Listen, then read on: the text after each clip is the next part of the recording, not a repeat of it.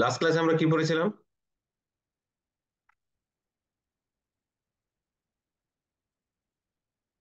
Last ক্লাসে আমরা কি পড়েছিলাম?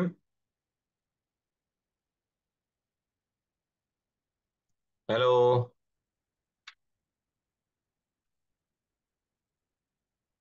লাস্ট ক্লাসে আমরা কি পড়েছিলাম লাস্ট ক্লাসে?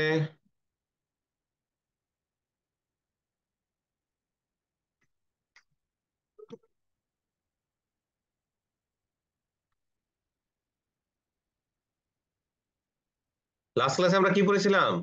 কেউ তো কোনো ফিডব্যাক দিচ্ছেন না। হ্যালো। একটা কেস করানো হয়েছিল সম্ভবত। এই আমরা কোন চ্যাপ্টার পড়েছিলাম? Chapter chapter chapter six. 6। Chapter six, okay. Chapter six এর কিছু অঙ্ক করেছিলাম, তাই তো? জি স্যার। আজকে ম্যাজন 2015 এটা এটা একটাই অঙ্কই করব। ঠিক আছে, একটা অঙ্ক করব, তারপর আমি পরের চ্যাপ্টারে চলে যাব। দেখেন, ম্যাজন 2015 কোশ্চেন নাম্বার 1। এই অঙ্কটা অনেক বড়, হ্যাঁ, এই কারণে আমি দিয়েছি, এখানে অনেক কিছু কভার করবে। Assume you have just been hired as business manager of Subway Pizza Limited, a pizza restaurant located adjacent to the commercial hub of Dhaka। মানে আপনি হচ্ছে কি সাবওয়ে পিজা লিমিটেডের এটা হচ্ছে এটার বিজনেস ম্যানেজার, এবং এটা লোকেশনটা হচ্ছে commercial hub Dhaka, adjacent to commercial hub of Dhaka, মানে ঢাকার মধ্যেই। দা কোম্পানির EBIT, earnings before interest and tax, was taka 5 lakh in last year. Last year এটা 5 লাখ টাকা ছিল। And since the area is restricted, EBIT is expected to remain constant। কারণ যেহেতু আপনার নাম্বার অফ কাস্টমার লিমিটেড এবং এরিয়া হলো রেস্ট্রিক্টেড, এই কারণে আপনার এই ইবিআইটি যেটা 5 লাখ টাকা, এটাই কি আপনার ওভার দ্য টাইম এটা সাস্টেইন করবে। Since no expansion capital will be required, এবং এই কারণে কি, সিন্স যেহেতু কোনো আপনার কি আপনার এডিশনাল কোনো ক্যাপিটাল রিকোয়ারমেন্ট নাই, Subway Pizza Limited plans to pay out all earnings as dividend. এই কারণে যা আর্নিংস হইতেছে পুরোটাই কি তারা ডিভিডেন্ড হিসেবে ডিক্লেয়ার করে দেয়। The management group owns about 50% of the stock and the stock is traded in the stock exchange। Management group 50% share hold করছে, আর বাকি 50% হচ্ছে আউটসাইড দ্য অর্গানাইজেশন। এবং কোম্পানিটা হচ্ছে কি পাবলিকলি ট্রেডেড কোম্পানি, যার শেয়ার স্টক এক্সচেঞ্জে কি আপনার ট্রেডিং হচ্ছে। The company is currently finance with all equity, এবং কোম্পানি হচ্ছে কি, হ্যাঁ, the company is currently financed with all equity. It has 1 lakh shares outstanding, মানে all equity। তার মানে কোম্পানি শেয়ার এই রিস্ক কেমন? কোম্পানির রিস্ক কেমন? রিস্ক নাই। রিস্ক নাই। কোন রিস্ক নাই? ফাইন্যান্সিয়াল কোন রিস্ক নাই। কেন রিস্ক? ডেপ নাই। ডেট নাই। বাট তাদের কি বিজনেস রিস্ক আছে? বিজনেস রিস্ক তো আছে স্যার। কিভাবে বুঝছি আমরা বিজনেস রিস্ক আছে? স্যার, 50% ওনারা স্টক গ্রুপ নিচ্ছে, ম্যানেজমেন্ট নিচ্ছে, আর হচ্ছে তার 50। বিজনেসটা কি? তার বিজনেসটা কি? হ্যাঁ, নো এক্সপানশন, কোনো এক্সপানশন হবে না, এবং তার এরিয়াটা কি রেস্ট্রিক্টেড। ঠিক আছে, তার এরিয়াটা রেস্ট্রিক্টেড এবং কোনো এক্সপানশন নাই। তার মানে কি তার বিজনেস বাড়ার কিন্তু কোনো সুযোগ নাই সামনে। ঠিক আছে, এটা হলো ইন্ডিকেশন, এই কারণে তার বিজনেস রিস্ক আসছে, বাট ফাইন্যান্সিয়াল রিস্ক কি নীল, যেহেতু অল ইকুইটি ফাইন্যান্স। এবং তার 1 লাখ শেয়ার হচ্ছে outstanding, and current market price P naught হলো 25 টাকা পার শেয়ার। ঠিক আছে, 25 টাকা পার শেয়ার হচ্ছে তার পি নট, মানে x dividend price. When you apply your knowledge of finance, you believe that most company owners would be financially better off if the company use some debt। এবং আপনার natural understanding অথবা general understanding আপনি বুঝতেছেন কি, company যেহেতু all equity finance, এখন কিছু যদি ডেট ইউজ করে, তাহলে কি কোম্পানিটার অবস্থানটা ফাইন্যান্সিয়াল পজিশনটা একটু কি বেটার অফ হবে। When you suggested this to your new boss, যখনই আপনি আপনার নিউ বস যে তাকে যখন এই সাজেশনটা দিয়েছেন, he encourage you to pursue the idea, সে আপনাকে ইনকারেজ করেছে এই আইডিয়াটাকে বাস্তবায়ন করার জন্য। As a first step, Assume that you obtain from the firm's investment banker the following estimated cost of debt, follow cost of debt, হ্যাঁ, এবং আপনি কি দেখছেন? As a first step, assume that you obtain from the firm's investment banker the following estimated cost of debt for the firms at different capital structure. ঠিক আছে? এবং আপনাকে কি কস্ট অফ ডেট, যদি আপনি 0% ডেট ইউজ করেন cost of date হবে 0। যদি আপনি 20% কস্ট অফ ডেট ইউজ করেন, ডেট ইউজ করেন, তাহলে কস্ট অফ ডেট হবে 8%। যদি 30% হয় 8.5, 40 হলে 10, 50 হলে 12, এভাবে সো অন, এভাবে দেওয়া আছে।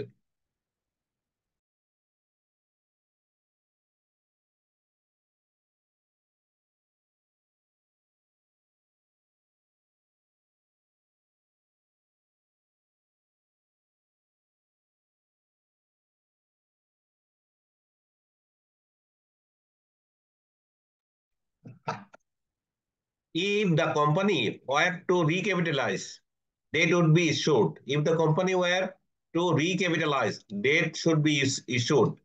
And the funds received would be the repurchase of stock. মানে যদি আমরা ডেটটা ইউজ করি, এখানে যে ডেটটা আছে এটা যদি ইউজ করা হয়, তাহলে বেসিক্যালি কি ওটার যে প্রসিড আসবে, এই প্রসিড দিয়ে কি কোম্পানি রিপারচেজ অফ স্টক করা হবে, কোম্পানি স্টক পারচেজ করা হবে। মানে কোম্পানির শেয়ার যেটা মার্কেটে 50% ট্রেডিং হচ্ছে, এটাকে রিপারচেজ করা হবে। যদিও বাংলাদেশে এই সিস্টেম নাই। Subway Pizza Limited is the 40% tax corporate tax bracket, and the beta is 1. Beta 1. Beta 1 মানে কি? Beta 1 এটা কি অ্যাসেট বেটা না ইকুইটি বেটা?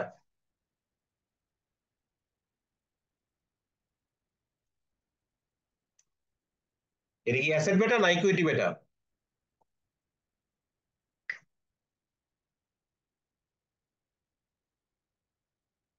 এটা কি অ্যাসেট বেটা না ইকুইটি বেটা?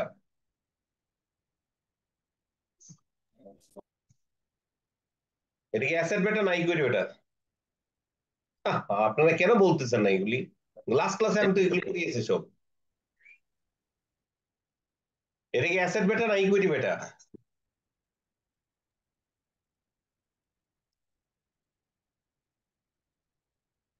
Sir equity better. কিভাবে হচ্ছে ইকুইটি বেটা? স্যার ওনারা ডেট ইস্যু করতে চাইছে। ডেট এখনো ইস্যু করে নাই, কিন্তু একটা অপশন আসছে ডেট, তার কিন্তু অল ইকুইটি ফাইন্যান্স। তার মানে কি তার যে বেটাটা আছে এটা কিন্তু অ্যাসেট বেটা। বুঝতে পেরেছেন? Okay sir. Risk free rate is 6%। আর বেটা ওয়ান মানে কি? বেটার ওয়ান দিয়ে কি বুঝবো আমরা? মার্কেট রিস্ক 1, মার্কেট রিস্ক এবং কোম্পানি রিস্ক দুইটার মধ্যে কোনো পার্থক্য নাই। পার্থক্য নেই। ঠিক আছে? মার্কেট রিস্ক এবং কোম্পানি রিস্ক দুইটার মধ্যে কোনো পার্থক্য নেই। The risk free rate is 6%, RF, and the market risk premium RF minus RF 6%। ঠিক আছে? এই হলো ইনফরমেশন, এই হলো ইনফরমেশন। এখন রিকোয়ারমেন্টে বলছে provide a brief overview of capital structure effect. হ্যাঁ, be sure to identify the way in which the capital structure can affect the weighted average cost of capital and free cash flow. What do you mean by free cash flow? Free cash flow কি? Free cash flow weighted average cost of capital. প্রথমে বলেন free cash flow কি?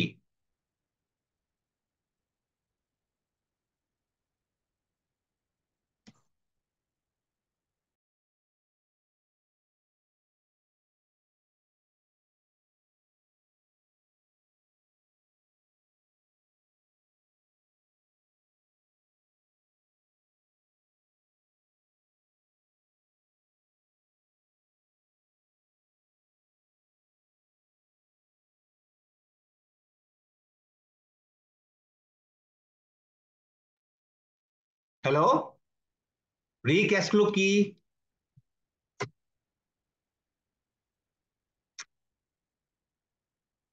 হ্যাঁ, আমি কিন্তু হতাশ হচ্ছি, আপনাদের ফিডব্যাক কিন্তু খুব পোর। ফ্রি ক্যাশ ফ্লো কি?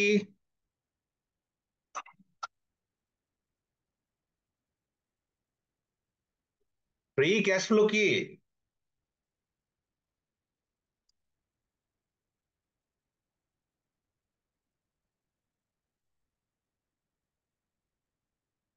আহ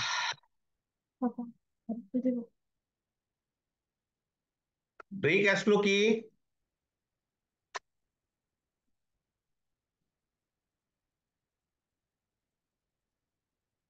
আমরা ক্যাশ ফ্লোর অ্যাক্টিভিটিস কয়টা? ক্যাশ ফ্লোর অ্যাক্টিভিটিস কয়টা? তিনটা। কি কি? তিনটা: কি কি? Operating activity, financing activities, investing activities. Investing activities কি আসে? এখানে স্যার অ্যাকুইজিশন মানে ফিক্সড অ্যাসেটের যে অ্যাকুইজিশন গুলা এগুলাই আসে, এখানে ইনভেস্টমেন্টের যে। হচ্ছে, ঠিক আছে, আপনার রাইট অ্যান্সার। একটা প্যারামিটার হচ্ছে acquisition of fixed asset, okay. আর অপারেটিং অ্যাক্টিভিটিসে? অপারেটিং এ স্যার দৈনন্দিন পরিচালনা ব্যয়গুলা যেগুলো আমাদের কারেন্ট ওকে, অ্যাসেটের মুভমেন্ট এখানে গুলা, কারেন্ট লাইবিলিটিস এর অপারেটিং অ্যাক্টিভিটিস মুভমেন্ট গুলা। Positive. Operating cash flow positive মানে কি? মানে বিজনেস ভালো স্যার, মানে তার বিজনেস লিকুইডিটি ভালো, ক্রাইসিস। তার মানে কোম্পানি লং টার্মে সাস্টেন করবে, ওইটা ইমিডিয়েটলি জি কি স্যার, কোম্পানি বন্ধ হওয়ার কোনো চান্স নেই, ঠিক আছে। মানে তার গোয়িং কনসার্ন মেনটেন করতেছে। জি। এইখানে আরেকটা জিনিস হচ্ছে ফ্রি ক্যাশ ফ্লো, যেটা এটা হচ্ছে ধরুন cash flow from the operating activities. এটা থেকে যদি আমরা acquisition of property plant and equipment অথবা ফিক্সড অ্যাসেট এটা মাইনাস করে দেই, যদি পজিটিভ থাকে এটা হচ্ছে ফ্রি ক্যাশ ফ্লো। বুঝতে পেরেছেন? ক্যাশ স্যার ফ্লো, একটা আবার বলবেন? cash flow from the operating activities, cash flow from the operating activities minus acquisition of property plant and equipment মানে operating acquisition of fixed asset, এটা মাইনাস করে দেওয়ার পর যদি কোনো পজিটিভ ব্যালেন্স থাকে, এই পজিটিভ ব্যালেন্সটার নামই হচ্ছে অপারেটিং ক্যাশ ফ্লো। ক্লিয়ার? ঠিক আছে। ক্লিয়ার? জি স্যার, জি স্যার, জি স্যার। ঠিক আছে। সো এটা হলো ফ্রি ক্যাশ ফ্লো। আর weighted average cost of capital, হ্যাঁ সেটা তো আমরা জানি। এখন এখানে কোশ্চেনটা ছিল brief overview of capital structure effect. Capital structure effect কিভাবে আপনার weighted average cost of capital এবং ফ্রি ক্যাশ ফ্লোকে ইম্প্যাক্ট করে সেটা বলেন।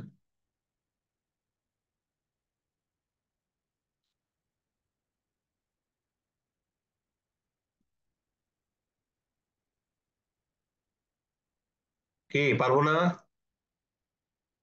Weighted average cost of capital আমরা কিসের বেসিসে ক্যালকুলেশন করি?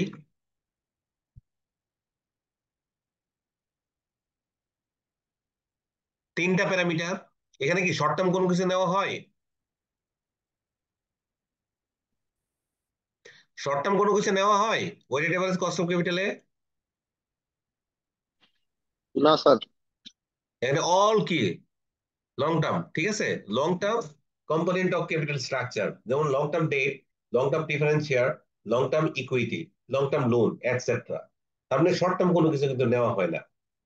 সো এখানে ক্যাপিটাল স্ট্রাকচারের সোর্সটা আমরা কি ইকুইটি নিব, না ডেট নিব, না প্রিফারেন্স শেয়ার নিব? তো এটার চুজটা অথবা সিলেকশনটা আপনার ডাব্লিউসিসি কে ইম্প্যাক্ট করে। ক্লিয়ার? আর ফ্রি ক্যাশ ফ্লো হচ্ছে বেসিক্যালি হচ্ছে কি আপনার, এটা ফাইন্যান্সিয়াল না, এটা হচ্ছে আপনার কি বিজনেস রিস্ক। বিজনেস রিস্ক কিরকম দেখেন, আপনার ফ্রি ক্যাশ ফ্লো ডিপেন্ড করে হচ্ছে কি আপনার রিসিভেবল, শর্ট টার্ম অ্যাসেট এবং লাইবিলিটির উপর। লাইবিলিটি বলবো না, শর্ট টার্ম অ্যাসেট অথবা শর্ট টার্ম কি লাইবিলিটি, যেটা বলছে ধরেন accounts payable, trade receivable etcetera, এগুলির উপরে। ঠিক আছে, এগুলির উপরে। এখন দেখেন আমরা যখন বিজনেস রিস্কে কাউন্ট করব তখন ফ্রি ক্যাশ ফ্লো আপনার ইম্প্যাক্ট আসতেছে। আর যখন আমরা ফাইন্যান্সিয়াল রিস্ক কনসিডার করব তখন weighted average cost of capital কি আপনার ইম্প্যাক্ট আসবে। এখন আসলে আনসারটা কি লিখছে দেখি আমরা। আমরা কি ক্লিয়ার আমি যা বলেছি? আপনারা ক্লিয়ার? এই যে আপনারা কোনো কিছু বলেন না, ফিডব্যাক জি দেন না স্যার। কেন? এখন একবার পড়েন এটা, এখানে একটু পড়েন, এখানে কি বলছে দেখেন তো একটু।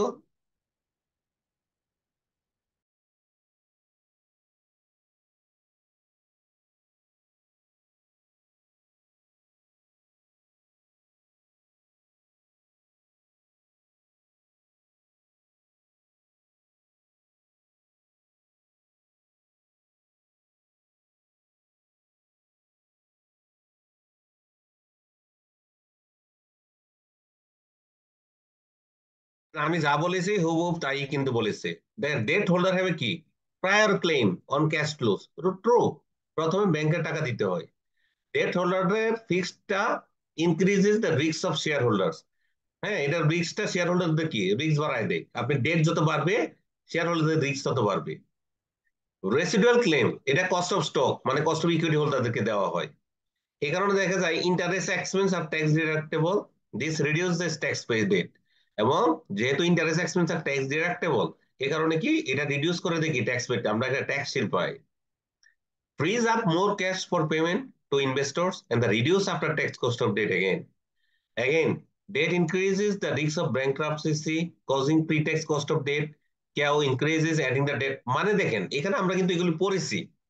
মানে কিছু কিছু ফ্যাক্টর আছে যেগুলো হচ্ছে আপনার ডাব্লিউসিসি কে বাড়িয়ে দিবে, আর কিছু কিছু ফ্যাক্টর আছে যেটা হচ্ছে কি ডাব্লিউসিসি কে আপনাকে কমায় দিবে। যেমন আমি যদি সহজ কথাই বলি, ডেট যত ইন্ট্রোডিউস করবেন প্রথমে ডাব্লিউসিসি কমতে থাকবে, আস্তে আস্তে যখন সিগনিফিকেন্ট লেভেলে চলে যাবে তখন ডাব্লিউসিসি বাড়তে থাকবে। তো এখানে ডাব্লিউসিসি এর উপর একটা ইম্প্যাক্ট আছে, ক্যাপিটাল স্ট্রাকচার, যে আপনি কোন সোর্স সিলেক্ট করতেছেন। আবার যখন আপনি কস্ট অফ ডেট আপনি বেশি ইউজ করবেন তখন আপনি ট্যাক্স শিল বেশি পাবেন। ট্যাক্স শিল বেশি পেলে কি হবে, আপনার ডাব্লিউসিসি কি আবার কমে যাবে। ঠিক আছে, তো এরকম। আবার দেখেন যখন আপনার ডেট আস্তে আস্তে বাড়াইতে থাকবেন, এটা রিস্কটা আবার কভার করবে কে, এটা আবার রিস্কটা নিয়ে নিবে হচ্ছে কি ইকুইটি হোল্ডাররা। ইকুইটি হোল্ডাররা তখন আপনাকে আবার ক্লেম করবে, যেহেতু আমি মোর রিস্ক নিচ্ছি দেন দ্য প্রায়র, হ্যাঁ, তখন আগে থেকে যখন আমি রিস্ক বেশি নিচ্ছি তো আমাকে রিটার্ন বেশি দিতে হবে। তখন দেখবেন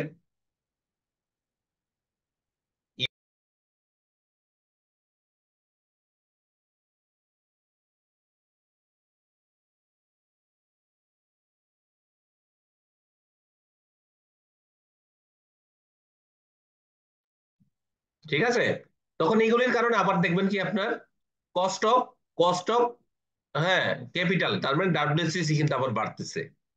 সো এই সমস্ত ইফেক্টের কারণে কিছু কিছু ফ্যাক্টর কিছু কিছু ফ্যাক্টর আপনার কি ডাব্লিউসিসি কে বাড়িয়ে দিবে, আর কিছু কিছু ফ্যাক্টর কি আপনার ডাব্লিউসিসি কে কি কমিয়ে দিবে। ক্লিয়ার? জি স্যার। ক্লিয়ার? সরি আজকে আমার ছেলে একটু ডিস্টার্ব করতেছে আমাকে, হ্যাঁ, আপনারা কিছু মনে করবেন না, হ্যাঁ কিছু।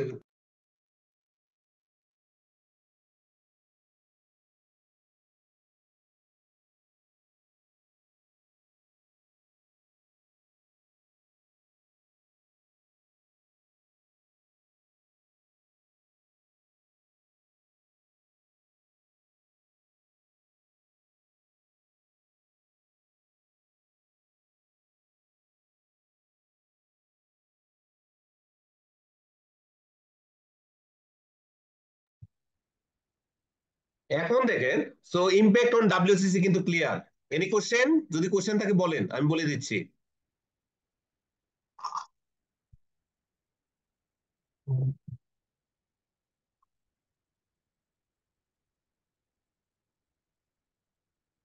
ঠিক আছে,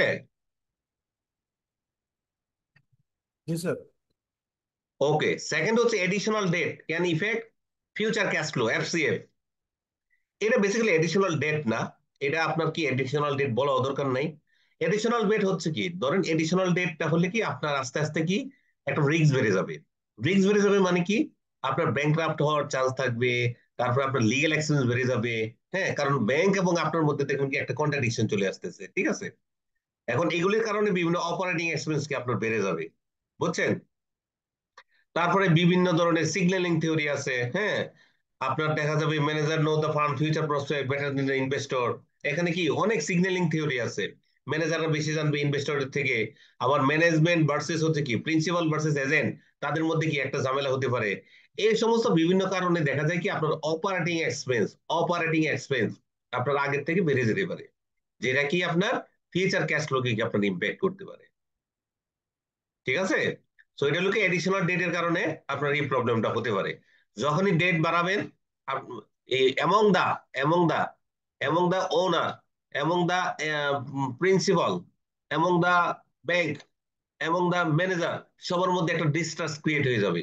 ঠিক আছে, এই কারণে ডিস্ট্রাস্ট যখনই আসবে এখানে কি আপনার বিভিন্ন ধরনের লিগ্যাল এক্সপেন্স বেড়ে যাবে।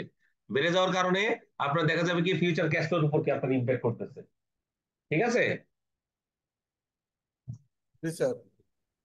আপনারা কি ক্লিয়ার হচ্ছেন তো? আমি শুধু বলে যাচ্ছি, কিন্তু কেউ যদি না বোঝেন ফিডব্যাক কিন্তু অবশ্যই দিবেন। এখানে দেখেন বি নাম্বার,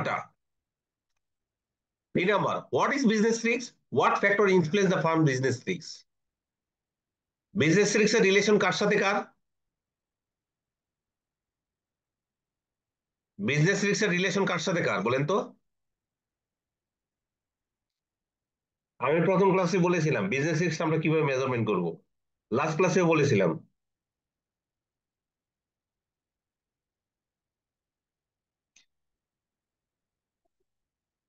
বলেন।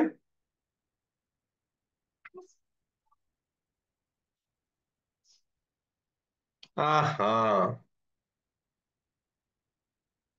পিএল দিয়ে বলেন, প্রফিট এন্ড লস অ্যাকাউন্ট দিয়ে বলেন। স্যার অপারেশনের সাথে স্যার। শুনেন, টোটাল পিএল অ্যাকাউন্টটা দুই ভাগে ভাগ করেন। একটা হচ্ছে সেলস ভার্সেস হচ্ছে কি আপনার অপারেটিং প্রফিট, আর একটা মানে ইবিআইটি, আর একটা হচ্ছে ইবিআইটি ভার্সেস হচ্ছে কি EAT. Sales versus operating profit মানে ইবিআইটি, এতটুকু হচ্ছে কি আপনার এই যে রিলেশনটা, এটা হচ্ছে আপনার বিজনেস রিস্ক। আর ইবিআইটি ভার্সেস হচ্ছে ইএটি, আর্নিংস আফটার ট্যাক্স, এতটুকু হচ্ছে কি, অথবা আর্নিংস বিফোর ট্যাক্সও বলতে পারেন, ইবিটিও বলতে পারেন, নো প্রবলেম। হ্যাঁ, ইবিটিটা হচ্ছে কি আপনার, এটা হচ্ছে ফাইন্যান্সিয়াল রিস্ক। মানে আমি বিজনেস করে আমি সাফিসিয়েন্ট অপারেটিং প্রফিট আর্ন করতে পারবো কিনা, এই যে রিস্কটা সেটা হচ্ছে বিজনেস রিস্ক। এখন ধরেন বিজনেস রিস্ক কভার করে আমি একটা প্রফিট আর্ন করলাম, মানে অপারেটিং প্রফিট হলো। এখন দেখা যাচ্ছে আমার ফাইন্যান্সিয়াল এক্সপেন্স এত বেশি যে আমার ইবিআইটি এটা কভার করতেছে না। ধরেন আমার ইবিআইটি আসতেছে 100 কোটি টাকা, কিন্তু ফাইন্যান্সিয়াল এক্সপেন্স আসতেছে আমার 120 কোটি টাকা। তার মানে নেট ইম্প্যাক্ট কি 20 কোটি টাকা কি আমার প্রফিট লস চলে আসতেছে। এখন বিজনেস রিস্ক হচ্ছে যে আমি ধরেন 100 কোটি টাকা সেল করে, আমি যদি সরি 1000 কোটি টাকা সেল করে আমি 100 কোটি টাকা প্রফিট আর্ন করতে পারতেছি কিনা, এটার যে রিলেশনটা সেটা হচ্ছে কি বিজনেস রিস্ক। ওকে, আর এই 100 কোটি টাকা প্রফিট আর্ন করলাম, এটা দিয়ে আমি সাফিসিয়েন্টলি অথবা কি আমি ইন্টারেস্ট এক্সপেন্সটা আমি কভার করতে পারবো কিনা, এটার যে রিস্কটা সেটা হচ্ছে কি আপনার ফাইন্যান্সিয়াল রিস্ক। ক্লিয়ার? ক্লিয়ার? হ্যাঁ। আবার কি কাউকে জিজ্ঞেস করলে কি আবার কি সেম আনসার পাবো আমি নাকি না?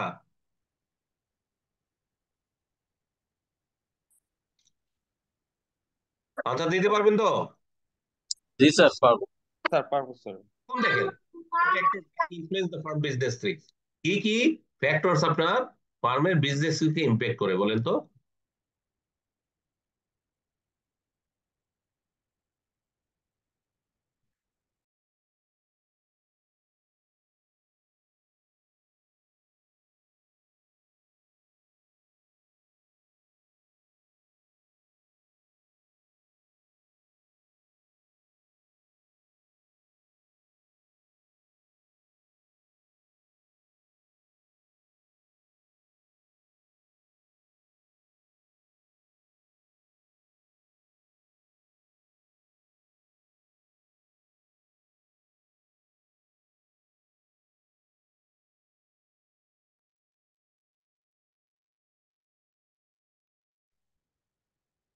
বলেন।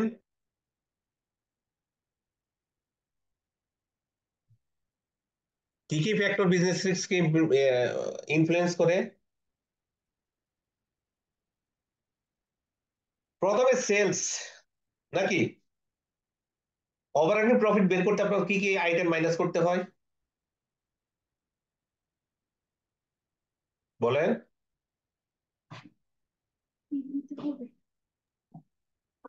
অপারেটিং প্রফিট বের করতে আপনার কি কি লাগে? Direct cost minus No, no, no administrative. direct cost. ওই অন্য বাচ্চা বলেন sales minus cost of goods sold minus gross profit আসলো, গ্রস প্রফিট থেকে মাইনাস করতে হবে আপনার অন্যান্য অপারেটিং এক্সপেন্স গুলি, লাইক হচ্ছে administrative expense, selling marketing expense, distribution expense. Minus করার পর আসবে হচ্ছে কি আপনার operating profit, profit before income, interest and tax. ঠিক আছে? জি স্যার। ঠিক আছে। সো দেখেন এই অপারেটিং প্রফিট বের করতে আমার যে প্রত্যেকটা কম্পোনেন্ট আছে এই প্রত্যেকটাই কি আপনার বিজনেস সিক্সে ইম্প্যাক্ট করবে।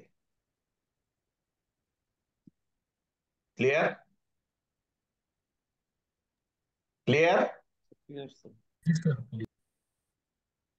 তাহলে ফাইন্যান্সিয়াল রিস্ককে কে ইম্প্যাক্ট করবে বলেন তো? বিজনেস রিস্ক আমরা বুঝেছি যে কে ইম্প্যাক্ট করতেছে, তাহলে ফাইন্যান্সিয়াল রিস্ককে কে ইম্প্যাক্ট করতেছে বলেন?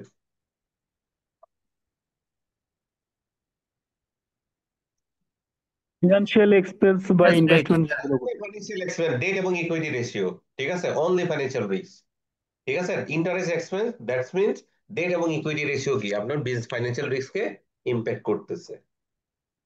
ক্লিয়ার? জি স্যার প্লিজ। এই জিনিসগুলো কিন্তু ভালো করে বুঝতে হবে, হ্যাঁ, এগুলো কিন্তু থিওরিটিক্যাল কোশ্চেন আসবে। তারপরে আসেন, আমার ক্লাস তো আজকে কি 8টা হয়ে যাচ্ছে না আপনাদের সাথে?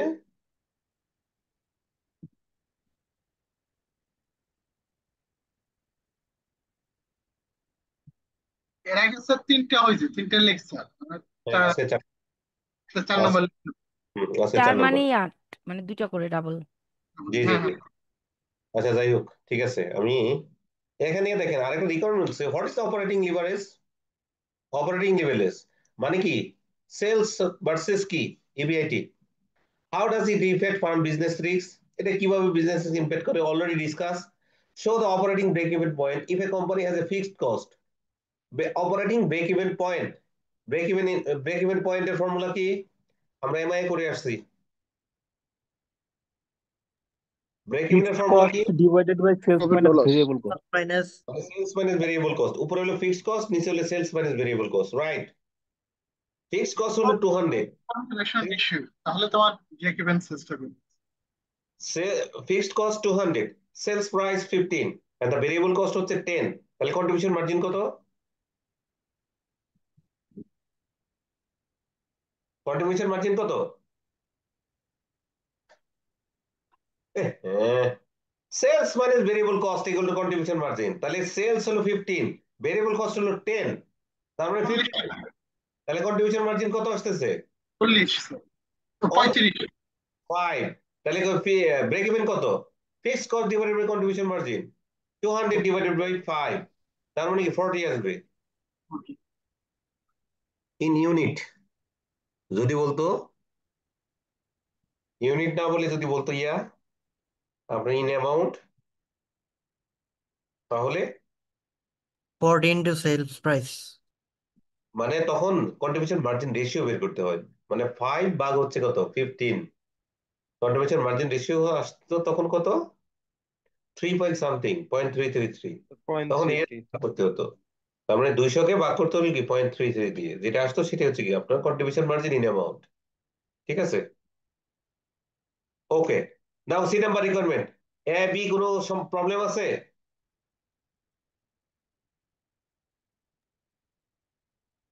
এ বি কোনো 1 2 কোনো প্রবলেম আছে কিনা রিকোয়ারমেন্ট?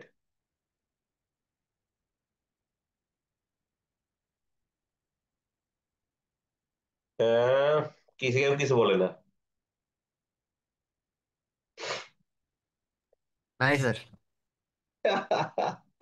এখানে স্টুডেন্ট হচ্ছে টোটাল 86, বাট ফিডব্যাক তো কেউ দিচ্ছেন না আপনারা, এখন আমি কিভাবে আগাবো বলেন? আপনাদের তো বলতে হবে যে এটা ওকে, এটা ওকে না, সো একটু ডিসকাস করেন, এগুলো কিন্তু বলতে হবে কিন্তু। তো যাই হোক, আমরা ধরে নিচ্ছি ওকে, হ্যাঁ। সি নাম্বারে আসেন, now to develop an example which can be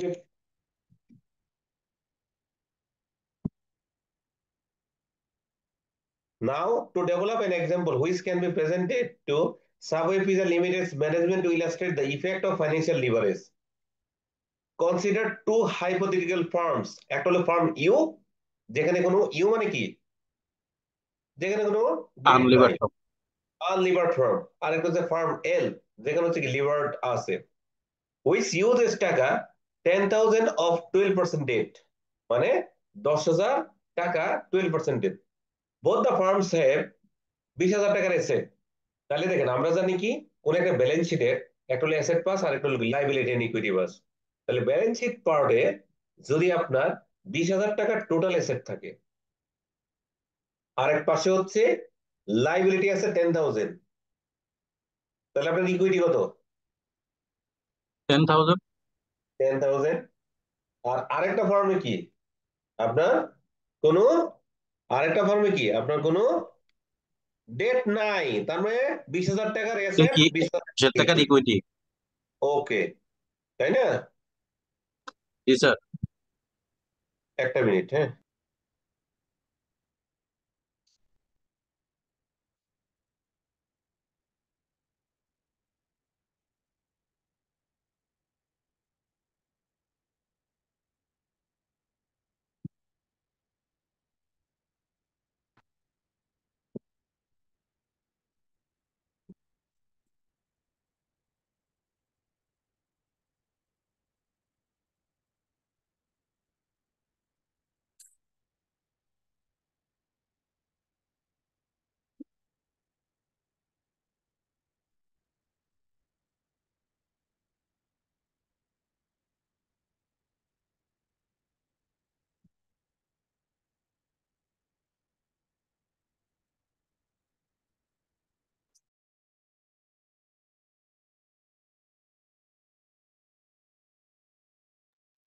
ঠিক আছে, এখন দেখেন কোম্পানির 40% হচ্ছে কি tax rate and expected EBIT.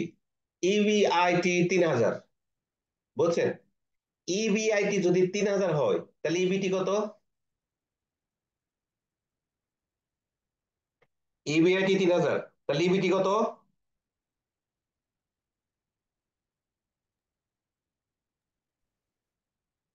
এই যে আপনাদের আর কোনো শব্দ কিন্তু বেরোচ্ছে না। 4,200 স্যার। 4,200 কিভাবে আসবে? আমি বলছি ইবিটি, ইন্টারেস্টটা মাইনাস করে দেন 3,000 থেকে, জি স্যার, ইন্টারেস্ট মাইনাস করতে হবে। ইন্টারেস্ট তাহলে ইন্টারেস্ট কত আসতেছে? 1,200 মাইনাস করলে স্যার 1,800 টাকা। 1,200 মাইনাস করলে তাহলে 3,000 থেকে 1,200 মাইনাস করলে কি 4,000 আসবে? নো, 1,800 আসবে, তাই না? জি স্যার। ওকে, সো একটাতে আসলো 3,000, আরেকটাতে আসলো 3,000 মাইনাস ইন্টারেস্ট, একটাতে ইবিটি আসলো 3, আরেকটা ইবিটি আসলো 1,800, 1800। জি স্যার। Less tax 40%। তাহলে 3,000 এর 40% কত? 1,200। 1,200, 1,200 টাকা হলো ট্যাক্স। আর 1,800 40% কত? 720। 720। তার মানে 1,800 থেকে 720 মাইনাস করলে কত থাকতেছে? 1,000। 1080। 1,80। 1,080। তাহলে রিটার্ন অন ইকুইটি কত? আর ওই রিটার্ন অন ইকুইটি এক জায়গায় 20,000 টাকা ইনভেস্টমেন্ট ইকুইটি, তাই না? জি স্যার। আনগিয়ার্ড ফার্মে 20,000 টাকা ইকুইটি, জি স্যার। এখান থেকে রিটার্ন আসতেছে কত? 1,800 নাকি? 1800। জি স্যার। তো রিটার্ন অন ইকুইটি কত? 1,800 ভাগ 20,000 কত 800। আসতেছে? 9% নাকি? জি স্যার। 9% স্যার, 9%। 9%। আরেকটাতে হলো 10,000 টাকা ইকুইটি ইনভেস্টমেন্ট, এখান থেকে আসছে কত? 1,080। তাহলে রিটার্ন অন ইকুইটি কত? 1080। 10,000, 10.8। 10.8 স্যার। তাহলে কোনটা ভালো, গিয়ার্ড ফার্ম নন গিয়ার্ড ফার্ম?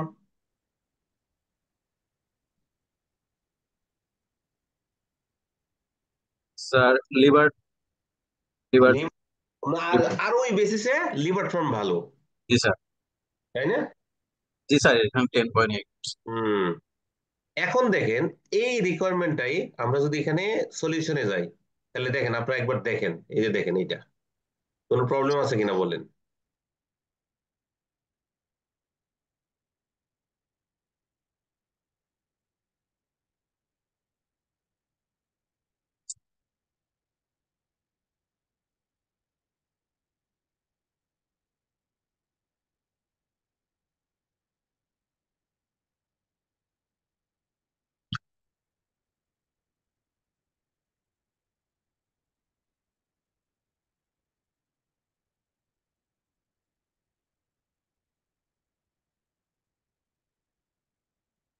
হ্যাঁ স্যার, এটা স্যার ঠিক আছে স্যার।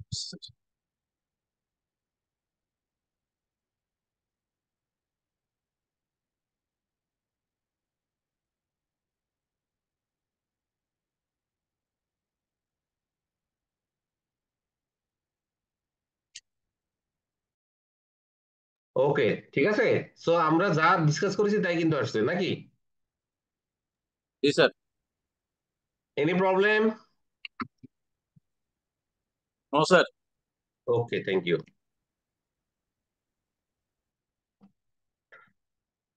দুই নম্বরটা দেখেন একটু। এক নম্বরটা শেষ হলো, দুই নম্বর।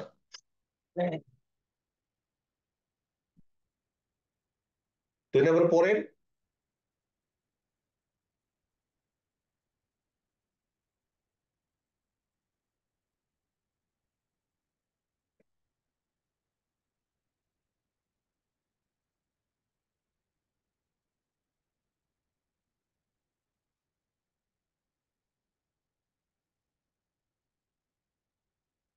প্রবাবিলিটি ডিস্ট্রিবিউশন বলছে, মানে ইবিআইটি 2000 টাকা আসবে, এটার প্রবাবিলিটি হলো 25%। আর ইবিআইটি 3000 টাকা আসবে, এটার প্রবাবিলিটি হলো 50%। আর প্রবাবিলিটি 4000 টাকা আসবে, সেটার প্রবাবিলিটি কি 25%। এখন বলছে আপনার স্ট্যান্ডার্ড ডিভিশন এবং coefficient of variation of return on equity. ঠিক আছে, প্রথমে বলেন স্ট্যান্ডার্ড ডিভিশন দিয়ে আমরা কি মেজারমেন্ট করি? স্ট্যান্ডার্ড ডিভিশন দিয়ে আমরা কি মেজারমেন্ট করি?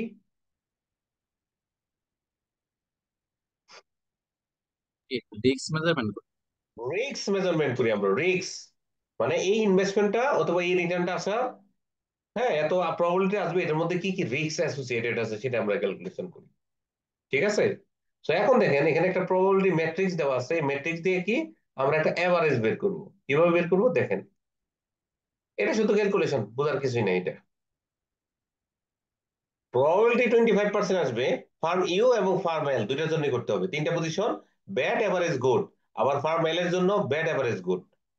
যদি 25% হয় তাহলে ইবিআইটি 2000 টাকা বলে দিছিল ওই যে টেবিলে। 50% 3000 টাকা আসবে, এটার প্রবাবিলিটি 50%।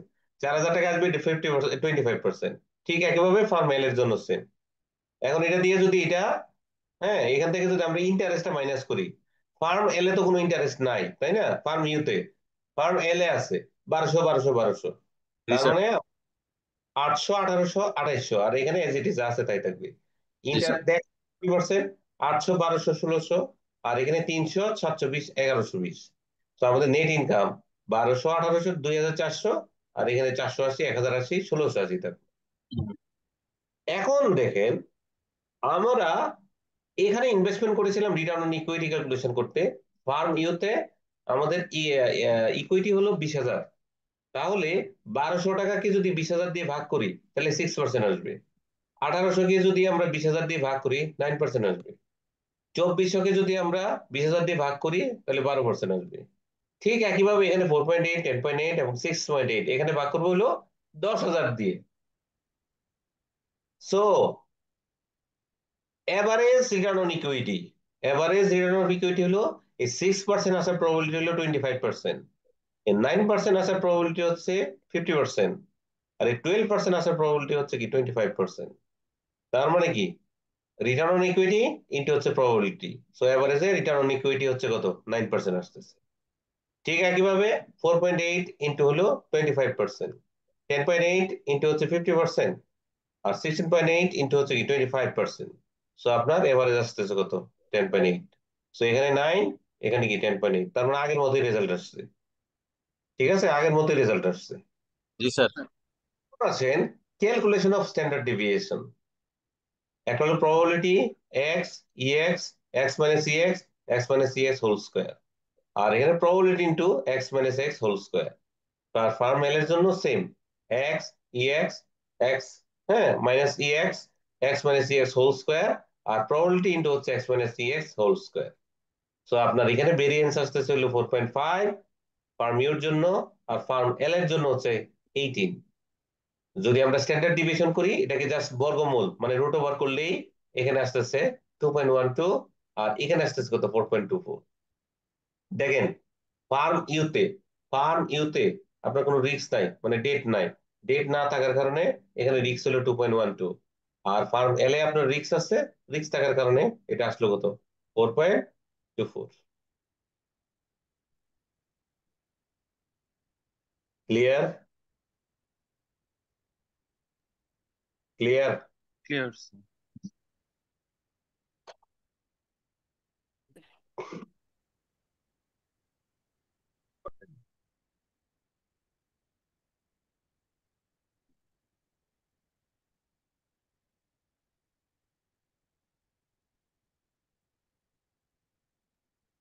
তার মানে এখানে 2.12 রিস্ক বেশি। এই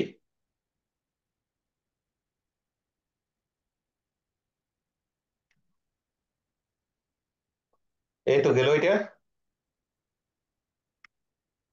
এরপরে দেখেন, what does capital structure theory attempt to? What lessons can be learned from capital structure theory? Be sure to address the MM modules. মানে কি বলছে বলেন তো? আসলে ক্যাপিটাল স্ট্রাকচার থিওরি আপনার কি বলতে চাচ্ছে, এবং আমরা এখান থেকে কি যে বুঝতে পারলাম? আপনি কি এই অবস্থায় MM মডেলকে আপনি কি সাপোর্ট করেন অথবা অ্যাড্রেস করবেন?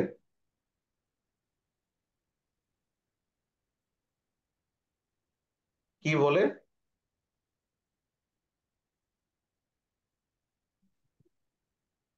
ক্যাপিটাল স্ট্রাকচার থিওরি আপনার কি বলতেছে বলেন? আপনার একটু একবার পড়েন, এখানে দেখেন, এই যে এখানে দেখেন, একবার দেখেন, তারপর আমি বলছি।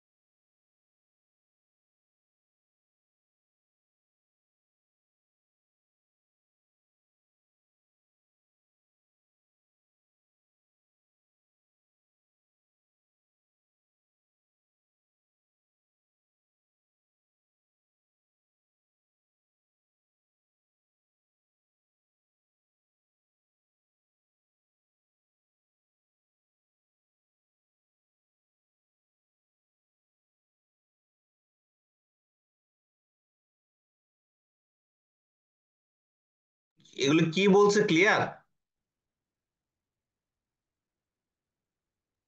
স্যার আপনি একটু ব্রিফ করে দেন স্যার, ক্লিয়ার না। আহা, আবার বলবো এগুলি, এগুলি কিন্তু প্রথম ক্লাসে বলেছি আমি।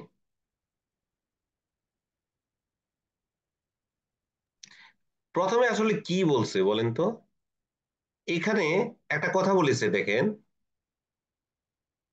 What does capital structure theory attempt to? Capital structure theory আসলে কি আপনার অপটিমাম ক্যাপিটাল স্ট্রাকচার আপনার বের করার জন্য বলতেছে, তাই না? এখন কোশ্চেনটা হচ্ছে, অপটিমাম ক্যাপিটাল স্ট্রাকচারটা কোন জায়গায় আসবে বলেন তো, কোন পয়েন্টে আসবে বলেন? অপটিমাম ক্যাপিটাল স্ট্রাকচার কোন পয়েন্টে আসবে বলেন? লো রিস্কে হাই রিটার্নের স্যার। এইসব কথাবার্তা বলা যাবে না। আপনার কথা রাইট, বাট এখানে এখানে এই মুহূর্তে এটা বলা যাবে না। কেন বলেন তো? এই চ্যাপ্টারে আমরা এখন ম্যাচিউর স্টেজে আছি, তাই না? এই চ্যাপ্টারটা আমরা কি ভালো করে পড়েছি। আপনার কথা রাইট, বাট এখানে কিন্তু এটা আনসার না। বলেন তো আর আর কি কি কি বলতে পারেন? অপটিমাম ক্যাপিটাল স্ট্রাকচার বলতে কি বোঝায়? যেখানে ডাব্লিউসিসি সবচেয়ে যেখানে ডাব্লিউসিসি সবচেয়ে lowest. Lowest lowest and below of the firm সবচেয়ে হাইয়েস্ট। হাইয়েস্ট। যেখানে ডাব্লিউসিসি সবচেয়ে লোয়েস্ট এবং বিলো অফ দ্য ফার্ম সবচেয়ে হাইয়েস্ট, এটাই হলো কি অপটিমাম ক্যাপিটাল স্ট্রাকচার। তাই তো আমরা কিন্তু এটা লার্ন করেছি। এখন আপনি কি এমএম মডেলকে কি সাজেস্ট করবেন কিনা? এখানে এমএম মডেল, এমএম আবার দুইটা থিওরির কথা বলেছে, একটা হলো উইথ ট্যাক্স আর একটা হচ্ছে কি, আর একটা কি without tax. Without tax. Without tax যদি হয়, বিল অফ দ্য লিবার্ড ফার্ম এবং বিল অফ দ্য আনলিবার্ড ফার্ম এই দুইটার মধ্যে কোনো পার্থক্য নাই। জি স্যার, জি স্যার। যখন ট্যাক্স আসবে তখন বিল অফ দ্য লিবার্ড ফার্মের ভ্যালুটা হায়ার হবে then the value of the unlevered firm. এবং আপনার কতটুকু হায়ার হবে? যতটুকু আপনি ট্যাক্সশীল বেশি ট্যাক্স রেট। পাচ্ছেন। ট্যাক্সশীল নট ট্যাক্সশীল, ট্যাক্স ট্যাক্সশীল। ট্যাক্সশীল আমরা যত বেশি পাচ্ছি ততটুকু দিয়ে কি বিল অফ দ্য লিবার্ড ফার্মের ভ্যালুটা কি বেড়ে যাবে। আমরা কি এটাই তো শিখছি নাকি আর কিছু? না স্যার। এই কথাগুলি কিন্তু মনে রাখতে হবে। হ্যাঁ, এইগুলি যদি মনে না থাকে তাহলে ক্যাপিটাল স্ট্রাকচার কিন্তু খুব কঠিন। ক্যাপিটাল স্ট্রাকচার তো অনেকে কিন্তু বুঝেই না আসলে কি পড়বে। আমি কি রাইট বলেছি? জি স্যার, রাইট। হ্যাঁ, কারণ আমার এটা আমার পার্সোনাল এক্সপিরিয়েন্স থেকে আমি বলতেছি। প্রথমবার যখন আমি এই চ্যাপ্টারটা পড়তেছিলাম আমি বুঝতেই পারতেছিলাম না অ্যাকচুয়ালি আমি এখান থেকে কি পড়বো। সো এই এই অঙ্ক শেষ। আমি আর এটা দেখাবো না, বাকিটুকু আপনারা দেখে নেবেন। আমি তো লেকচার শিটটা সবার সাথে শেয়ার করেছি, তাই না?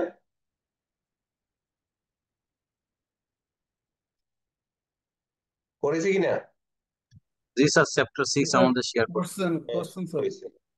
যদি কারোর কাছে না থাকে ফ্রেন্ড সার্কেলের কাছ থেকে নিয়ে নেবেন, হ্যাঁ, অথবা ক্যাপ্টেনের কাছ থেকে নিয়ে নেবেন। ক্যাপ্টেন দিয়ে দিবেন আপনি একটু, ঠিক আছে? ওকে, এখন দেখেন আমাদের এখন আরো দুইটা চ্যাপ্টার বাকি আছে। একটা হলো আপনার ডিভিডেন্ড পলিসি আর সেকেন্ড হচ্ছে হলো আপনার ক্যাপিটাল রিস্ট্রাকচারিং। আপনার ইয়া ভাই কোনটা শুরু করেছে? ওই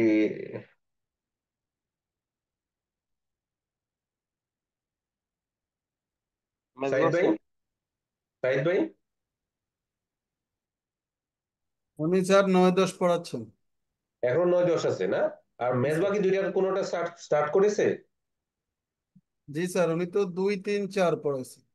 মানে না, আপনার 6-7 7-8 কেভিন পলিসি এবং হলো কি ইয়া দুইটার কোনোটা স্টার্ট করেছে? না না, না না স্যার, স্যারের তো ক্লাস আর হয় নাই, ওই ঈদের আগে পড়ায়নি। হয়েছে। তাহলে আমি ডিভিডেন্ড পলিসিটা স্টার্ট করি, ঠিক আছে? প্রবাবলি আপনার ক্যাপিটাল রিস্ট্রাকচারিংটা আপনার ইয়া পড়াবে, ওই যে আপনার সাইদ ভাই।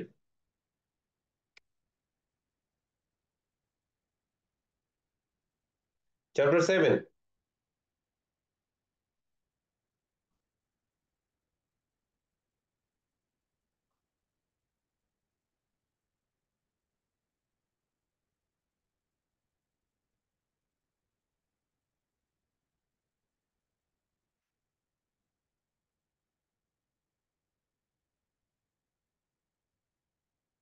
ডিভিডেন্ড কি?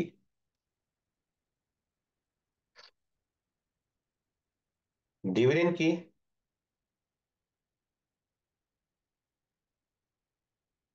ডিভিডেন্ড স্যার লভ্যাংশ।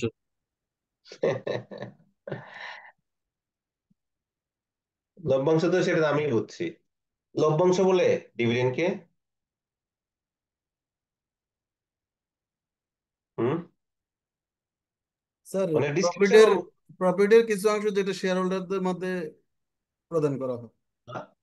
ফুল অংশ হতে পারে। Distribution income to its share holder, এটাই ডিভিডেন্ড, জি স্যার। ঠিক আছে? আমরা তিনটা ডিসিশনের কথা বলেছিলাম প্রথম ক্লাসে, কি কি পড়েছিলাম জানি?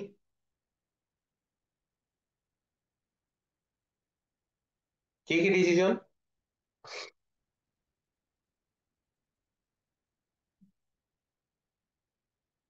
কি কি ডিসিশনের কথা বলেছিলাম?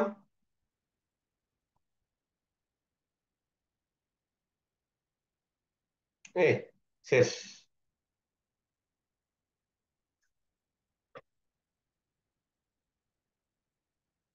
তিনটা ডিসিশন, এটা কি এত আমি খুব বড় কোনো কোশ্চেন করেছি? একটা হলো investing, investment, financing, dividends. Financing division, আর লাস্ট হলো ডিভিডেন্ড ডিসিশন। ঠিক আছে, তো আমি অলরেডি কিন্তু আপনাদেরকে ফাইন্যান্সিং ডিসিশন কিন্তু কমপ্লিট করেছি নাকি? জি স্যার। একজন বলেছে, মিস্টার করিম সাহেব, হ্যাঁ, financing, investing and dividend, right? ঠিক আছে, এই তিনটা ডিসিশন আছে। হুম, আমরা অলরেডি একটা ডিসিশন কিন্তু কমপ্লিট করেছি, যেটা হচ্ছে কি ফাইন্যান্সিং ডিসিশন। এই ফাইন্যান্সিং ডিসিশন থেকে আমি যা পড়িয়েছি, হ্যাঁ, যদি আপনি ভালো করে বুঝতে পারেন, তাহলে মিনিমাম 20% মার্ক পাবেন, মিনিমাম। এখন আপ টু ইউ, আপনি কতটুকু এটাকে ক্যাপিটালাইজ করতে পারেন। এখন আসেন ডিভিডেন্ড। ডিভিডেন্ড দুই প্রকার, কি কি? কি? আর stock dividend, dividend. Stock dividend. Cash dividend, stock dividend, হ্যাঁ, অথবা বোনাস ডিভিডেন্ড আমরা বলতে পারি। এই জিনিসটা আমরা সবাই জানি, যারা শেয়ার বিজনেসের সাথে ইনভলভ আছি, সবাই আমরা একটু দুই টাইপের ডিভিডেন্ডের সাথে আমরা ইউজ টু। আসলে দেখেন, ডিভিডেন্ড আবার পলিসি কি আমরা বুঝলাম না। ডিভিডেন্ডের আবার পলিসি, আমার কেন ডিভিডেন্ড পলিসি লাগবে বলেন তো? আমার তো যা ইনকাম থেকে যা আর্নিংস হবে, আর্নিংস এর একটা পার্ট বোর্ড ডিসিশন নিয়ে কি এমন দা শেয়ার হোল্ডারদের মধ্যে ডিস্ট্রিবিউশন করে দিবে। বাট এটা আবার ডিভিডেন্ড পলিসি কেন লাগবে বলেন?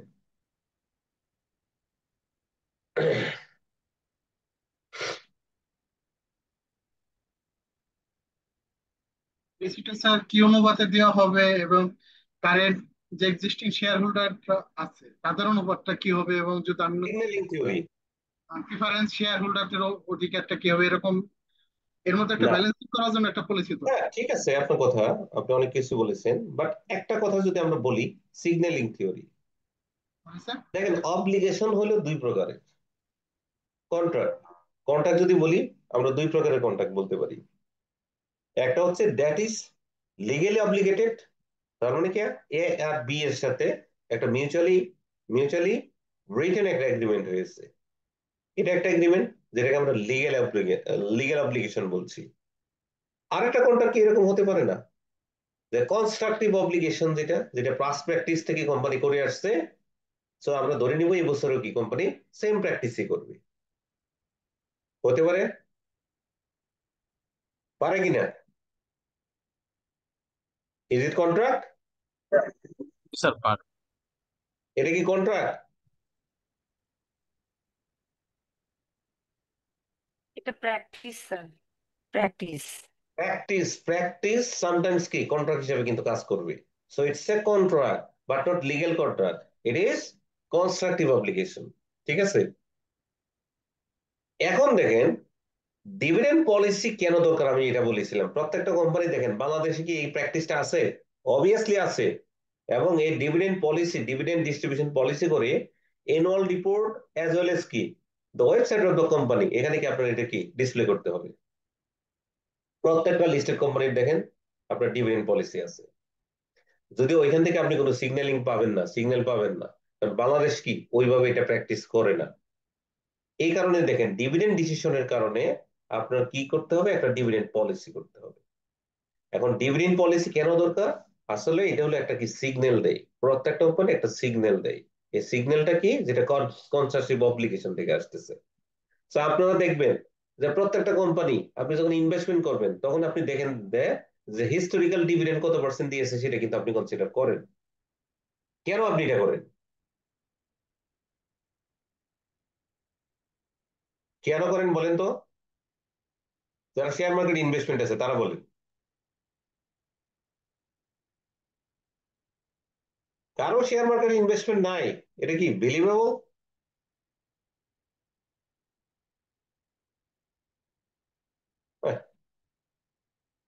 আমরা কেন ডিভিডেন্ড হিস্টরি দেখি বলেন?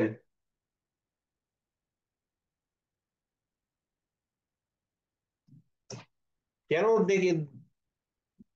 স্যার ওনারা কি ঠিক টাইম মতো ডিভিডেন্ড ডিক্লেয়ার করছে কিনা এটা? নো নো নো, এটা থেকে আপনি কি একটা গেস করতে আপনাদের পারেন আসলে সম্পর্কে নেক্সট ধারণা ইয়ারে দেওয়ার জন্য অথবা এই বছরে ইনভেস্টমেন্ট আমরা ডিসিশন ডিভিডেন্ড নেওয়ার কত জন্য। বছর করবে। ইনভেস্টমেন্ট ডিসিশন প্লাস ইপিএসটা কিভাবে আসছে, পার প্রতি শেয়ারে ইনকামটা কিরকম? না সেটা তো আছেই, ইন অ্যাডিশন টু কি কোম্পানির ডিস্ট্রিবিউশন পলিসি কত, পে আউট রেশিও কত, সেগুলি ক্যালকুলেশন করতে পারি আমরা, তাই না? পাস্টে কোম্পানি কতটুকু পে আউট করেছে, এই বছরে কত করতে পারে, এরকম একটা ডিভিডেন্ড একটা সিগন্যাল কিন্তু আমরা পেয়ে যেতে পারি, নাকি? কথা ক্লিয়ার? জি স্যার, ক্লিয়ার। ঠিক আছে, তার মানে ওইখান থেকে আমরা একটা সিগন্যাল পাওয়ার জন্য আমরা কি পাস প্র্যাকটিস থেকে এই কারণেই কি একটা পলিসি দরকার, বুঝছেন? তো যাই হোক, আমাদের ক্যাশ ডিভিডেন্ড এবং স্টক ডিভিডেন্ড এই দুই প্রকারের ডিভিডেন্ড। ক্যাশ ডিভিডেন্ড কি কি ফর্মে হতে পারে? একটা regular cash dividend, extra cash dividend, special cash dividend, liquidating dividend. Regular cash dividend মানে কি? ধরেন রেগুলারলি কোম্পানি দেখেন লাভ নাই লস নাই সবসময় কি আপনার ডিভিডেন্ড দিচ্ছে, বুঝতে পেরেছেন? এটা হলো রেগুলার ক্যাশ ডিভিডেন্ড। হ্যাঁ, কোম্পানি, হ্যাঁ কোম্পানি কি সবসময় কি আপনার শেয়ার হোল্ডারদেরকে কি আপনার ডিভিডেন্ড দিচ্ছে। It can be quarterly, it can be half yearly, it can be yearly. Extra cash dividend, extra cash ডিভিডেন্ডের মানে হচ্ছে ধরেন কোম্পানি এই বছরে অ্যাবনর্মাল প্রফিট আর্ন করলো, কারণ কোম্পানির প্র্যাকটিস হচ্ছে নর্মাল ডিভিডেন্ড তো দিবেই, ইন অ্যাডিশন টু এই বছরে যেহেতু এক্সট্রা ইনকাম হয়েছে, যতটুকু এক্সট্রা ইনকাম হয়েছে তার 30% অথবা 50% কি এবং দা শেয়ার হোল্ডারদের মধ্যে ডিস্ট্রিবিউশন করে দিয়ে দেওয়া। ক্লিয়ার? ক্লিয়ার? জি স্যার। স্যার, মানে আমি বলি দেখেন, ধরেন নর্মাল ডিভিডেন্ড 2 টাকা করে দিচ্ছে প্রতি বছর, এই বছরে ইনকাম হয়ে গেছে কত, ধরেন 15 টাকা। এখন 2 টাকা তো দিবেনি, লাস্ট ইয়ারে ডিভিডেন্ড ছিল মনে করেন 6 টাকা, 10 টাকা, এই বছর ডিভিডেন্ড হয়ে গেল 15 টাকা, তার মানে অ্যাবনর্মাল ডিভিডেন্ড 5 টাকা হলো। 2 টাকা প্লাস হলো কি 5 টাকার 50%, মানে 2.5 টাকা, তার মানে এই বছরে আমি 4.5 টাকা ডিভিডেন্ড দিই। ওকে?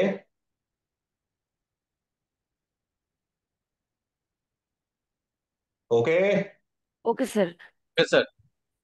তারপরে দেখেন স্পেশাল ক্যাশ ডিভিডেন্ড, এটা সিমিলার টু কি আপনার এক্সট্রা ক্যাশ ডিভিডেন্ডের মতোই। লিকুইডেশন ডিভিডেন্ড, কোম্পানি যদি লিকুইডেশনে চলে যায় তাহলে টোটাল যে আর্নিংস আছে অথবা টোটাল যে ইকুইটি প্রড আছে টোটালটা কি এমন দ্য শেয়ার হোল্ডারদের মধ্যে ডিস্ট্রিবিউশন করে দিয়ে দেওয়া, বুঝছেন? এটা হলো লিকুইডেটিং ডিভিডেন্ড। ঠিক আছে? Okay. Dividend payment chronology, declaration date, ex dividend date, date of record, date of payment. আপনারা একবার পড়েন, কোনটা প্রবলেম হলে শুধু আমি বলবো, আদারওয়াইজ আমি স্কিপ করে যাব।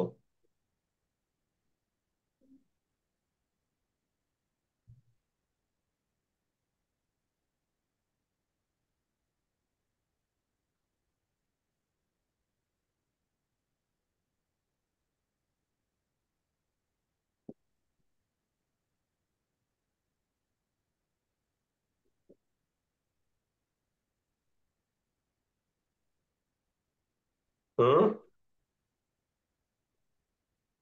Any confusion? ডিক্লারেশন ডেটটা বেসিক্যালি কোন date?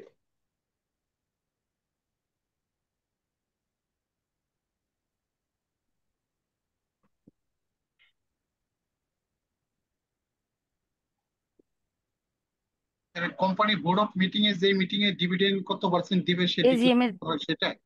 Pre AGM board meeting, pre AGM board meeting, AGM AGM pre AGM not AGM, pre AGM board meeting. Draft report final করা।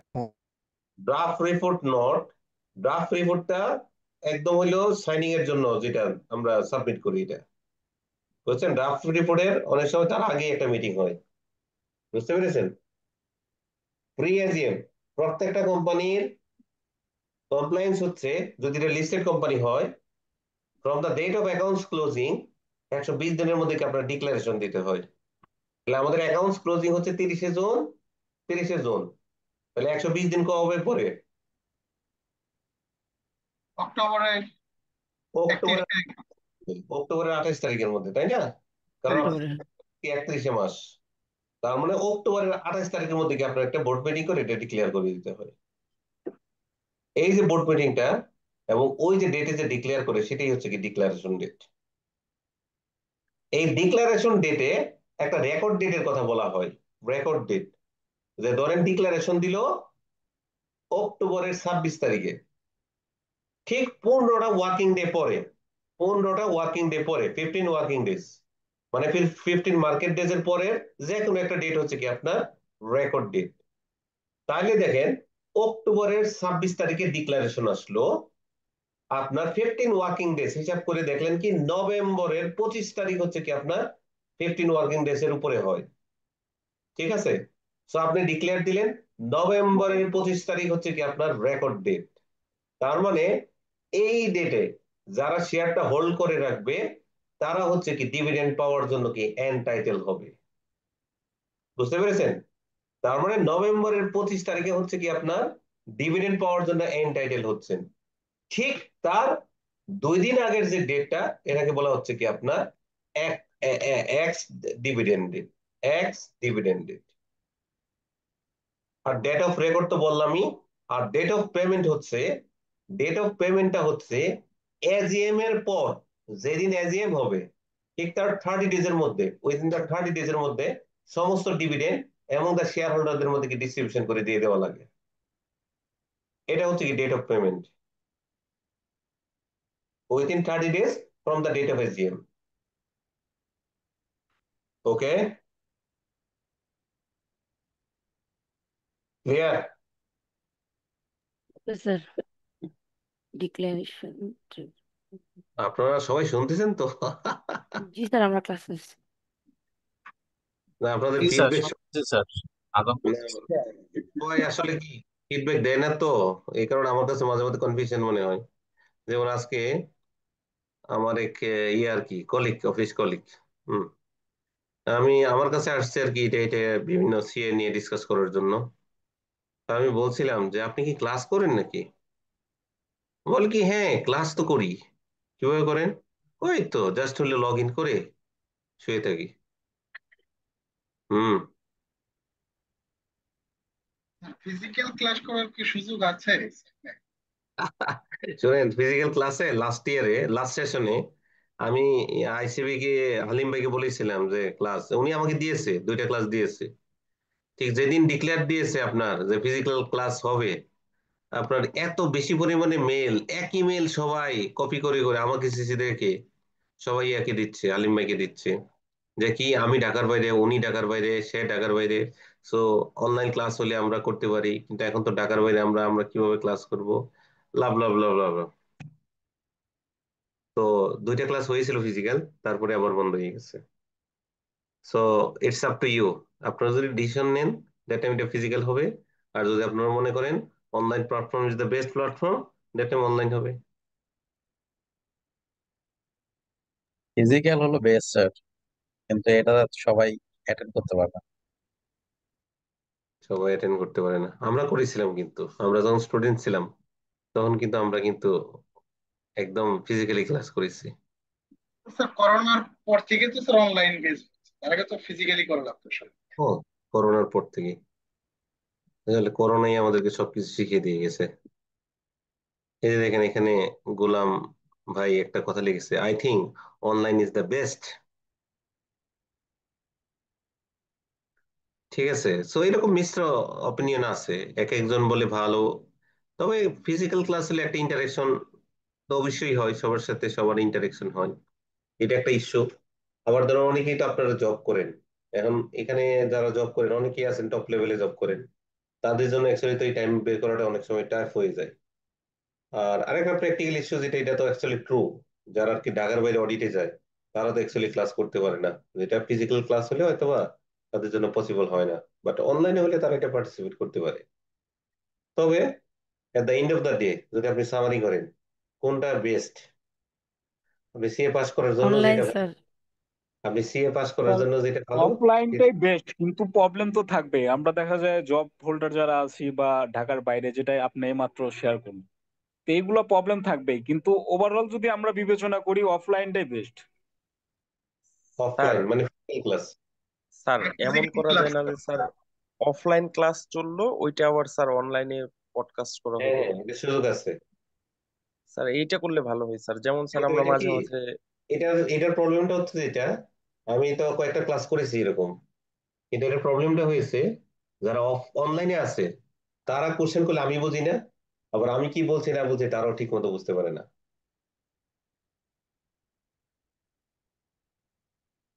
যেমন আগে এখানে আইসিবিতে তো আমি ক্লাস করেছি, ধরুন ঢাকায় আমরা ক্লাস করছি, বাট এটা কি চিটাগাংয়েও কিন্তু টেলিকাস্ট হতো। তবে এটার সিস্টেমটা ভালো ছিল এই সেন্সে, চিটাগাংয়ের সমস্ত স্টুডেন্ট একটা ক্লাসের মধ্যে বসতো, বুঝতে পেরেছেন? ওই ক্লাস মানে চিটাগাং ইয়াতে, ওই সি ইনস্টিটিউটে, ওইখানে সবাই একটা ক্লাসের মধ্যে বসতো, ওই ক্লাসের মধ্যে আপনার ভিডিও ক্যাম সবকিছুই কি আপনার ইনস্টল করা আছে, ওরা আমাকে দেখতে পাচ্ছিল, আমি ওদেরকে দেখতে পাচ্ছিলাম। তো যাই হোক, আমরা ওইদিকে যাচ্ছি না। এটা স্যার করা যেতে পারে, এটা ভালো হয়। তাহলে ফিজিক্যাল যারা গেল গেল, আর যারা না যাইতে পারলো তারাও সব। সো আমরা এটা ডিবেট না করি, হ্যাঁ, আমাদের পড়া কাজ হচ্ছে কি পড়ালেখা করা ঠিক মতো, তাই না?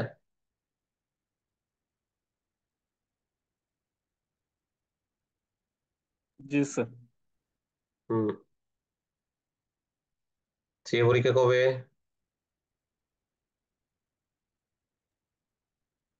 আগস্টের 18 তারিখ আগস্টে স্যার। স্যার। আগস্ট। 18 তারিখ।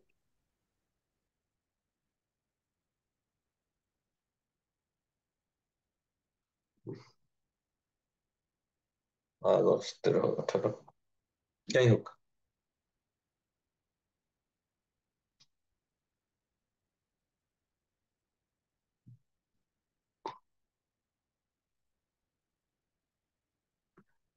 টাইপস অফ ডিভিডেন্ড পলিসি, হ্যাঁ, অলরেডি এটা বলেছি, এখানে কিছু কিছু ক্ষেত্রে বলেছি এটা। রেগুলার ডিভিডেন্ড, যে রেগুলার ডিভিডেন্ড পলিসি হচ্ছে স্টেবল ডিভিডেন্ড পলিসি। স্টেবল হচ্ছে কি রেটটাও স্টেবল, আর রেগুলার হচ্ছে ডিভিডেন্ড দিচ্ছে বাট রেটটা কি একটু কম বেশি হতে পারে। আর স্টেবল হচ্ছে কি সবসময় কি একটা ভালো রেট দেয়। আর ইরেগুলার হচ্ছে কোনো বছরে ডিভিডেন্ড দিল, আরেক বছরে ডিভিডেন্ড দেয় না। নো ডিভিডেন্ড তো জেড ক্যাটাগরি শেয়ার, যেটা কোনো ডিভিডেন্ডই দেয় না। আর রেসিডুয়াল ডিভিডেন্ড পলিসি, এটা হচ্ছে ধরেন যদি কোম্পানি কোনো ফিউচার এক্সপানশন থাকে অথবা ফিউচার কোনো প্ল্যান থাকে, তাহলে ওই টাকাটা আগে সরায় নেয়। ওই টাকাটা সরানোর পর যদি সাফিসিয়েন্ট ফান্ড থাকে তখন ডিভিডেন্ড দিবে, আর যদি না থাকে তাহলে কি ডিভিডেন্ড দিবে না। এটাকে বলা হচ্ছে কি রেসিডুয়াল ডিভিডেন্ড পলিসি। ঠিক আছে? আচ্ছা, আমি জাস্ট আপনাদের কাছে একটা এক্সকিউজ ছিল আমার, আমার অ্যাকচুয়ালি আজকে শরীরটা খুব একটা ভালো না। তা আমি চাচ্ছিলাম আমি টানা ক্লাস নিয়ে আজকে আপনাদেরকে একটু তাড়াতাড়ি শেষ করে দিই, যদি আপনারা ব্রেক না নেন। জি স্যার, সমস্যা নেই। জি স্যার, করেন স্যার। ঠিক আছে, কারণ আমার একটু জি স্যার। শরীরটা একটু কম্পারেটিভলি আগের থেকে ভালো অবস্থায় নাই আর কি। ঠিক আছে, জি এই স্যার, কারণে আমি জি জাস্ট টানা ক্লাস নিয়ে জাস্ট আপনাদেরকে ছেড়ে দিব। জি স্যার, থ্যাংক ওকে, তারপরে আসেন রেসিডুয়াল ডিভিডেন্ড পলিসি, যেটা বলেছি অলরেডি। যদি আপনার ফিউচার কোনো প্ল্যান থাকে কোম্পানির, তখন প্রথমে রিটার্ন আর্নিংস থেকে ওই টাকার আগে সরাই নিতে হয়। ঠিক আছে? ধরেন আপনার ডিভিডেন্ড এই বছরে আপনার 500 কোটি টাকা কি আপনার ইনকাম হয়েছে। সো প্রথমে করতে হবে কি, এই 500 কোটি টাকা থেকে কোম্পানির নেক্সট ইয়ার একটা এক্সপানশন প্ল্যান আছে, হচ্ছে ধরেন 400 কোটি টাকা একটা প্রজেক্ট করবে। এখন এই 400 কোটি টাকা থেকে 300 কোটি টাকা আনবে রিটার্ন আর্নিংস থেকে, আর 100 কোটি টাকা হচ্ছে কি ডিবেঞ্চার থেকে অথবা লোন থেকে আনবে। তাহলে 500 কোটি টাকা আপনার ইনকাম হয়েছে, 500 থেকে 300 কোটি টাকা কি নিয়ে নেবে প্রজেক্টে। তাহলে দেখেন 500 মাইনাস 300, বাকি থাকলো 200। এই 200 কোটি টাকা কি এবং দ্য শেয়ার হোল্ডারের মধ্যে ডিভিডেন্ড হিসেবে দিবে, আর বাকি 300 কোটি টাকা এটা কি প্রজেক্টে সরাই ফেলবে। এই যে পলিসিটা, এটাকে বলা হচ্ছে কি residual dividend policy. Clear? Factors affecting the dividend policy, আসলে এই কোশ্চেনটা অনেকবার আসছে আপনাদের, কিন্তু এই কোশ্চেনটা কোথায় আসে অনেকে কিন্তু বুঝতেও পারে না। এই কোশ্চেনটা আসে হচ্ছে, ধরেন আপনার কস্ট অফ ক্যাপিটালের একটা অঙ্ক আসলো, weighted average cost of capital. এক নম্বরে বললো কস্ট অফ ইকুইটি কি, weighted average cost of capital কিভাবে ক্যালকুলেশন করে। হ্যাঁ, 2 নম্বরে বললো হ্যাঁ যদি কোম্পানির ফাইন্যান্সিয়াল রিস্ক চেঞ্জ হয় তাহলে আপনার রিস্কটা কিভাবে ইভলভিং হচ্ছে সেটা। 3 নম্বরে বললো এই কোম্পানির জন্য আপনার ডিভিডেন্ড পলিসিটা কি হবে। অথবা কি কি ফ্যাক্টরের উপর ডিপেন্ড করে আপনি ডিভিডেন্ড পলিসি ফর্মুলেট করবেন সেটা বর্ণনা করে। 3 নম্বর কোশ্চেন, এবং আনসার হলো কত? 5, আপনার মার্কস হলো 5। সো এই কোশ্চেনটা কিন্তু এইভাবে আসে যে কি কি ফ্যাক্টর আপনার ডিভিডেন্ড পলিসিকে ইম্প্যাক্ট করে। প্রথমে আসেন কনস্ট্রেইন্ট। বিভিন্ন ধরনের কনস্ট্রেইন্ট থাকতে পারে। কে কে কনস্ট্রেইন্ট গুলি দিতে পারে? লিগ্যাল অথরিটি দিতে পারে। আর কে কে দিতে পারে? ব্যাংকার দিতে পারে। এইরকম বিভিন্ন ধরনের কি আপনার কনস্ট্রেইন্ট থাকতে পারে। এই কনস্ট্রেইন্ট গুলি কি আপনার ডিভিডেন্ড পলিসিকে ইম্প্যাক্ট করে। কিরকম দেখেন, যদি আপনি 30% ক্যাশ ডিভিডেন্ড দেন অথবা 30% পে আউট রেশিও হয়, তাহলে আপনার এডিশনাল ট্যাক্স 10% দিতে হবে না। আর যদি 30% পে আউট রেশিও কম হয়, আপনার যা আর্নিংস হবে তার উপর এডিশনাল কি আপনি 10% ট্যাক্স দিবেন। সো আপনার দেখেন ইচ্ছা থাকা সত্ত্বেও আপনি 30%-এর নিচে কিন্তু ডিভিডেন্ড দিতে পারতেছেন না। কেন? তাহলে আপনার ফুল টাকার উপর কি একটা ট্যাক্স বসে যাবে। তার মানে constant impose by the legal authority. Bank আপনাকে বলতে পারে ভাই আপনার ফাইন্যান্সিয়াল রিস্ক অনেক হাই, সো আপনার যেহেতু এত বেশি পরিমাণে কি ফাইন্যান্সিয়াল রিস্ক, সো আপনি করবেন কি, ডিভিডেন্ড দেওয়ার আগে আগে আমাদের টাকাটা দিয়ে নিবেন। যদি দেওয়ার পর যদি সাফিসিয়েন্ট ফান্ড থাকে তাহলে আপনারা নিবেন, আর নয়তো কোনো টাকা এই বছরে ডিভিডেন্ড হিসেবে নিতে পারবেন না।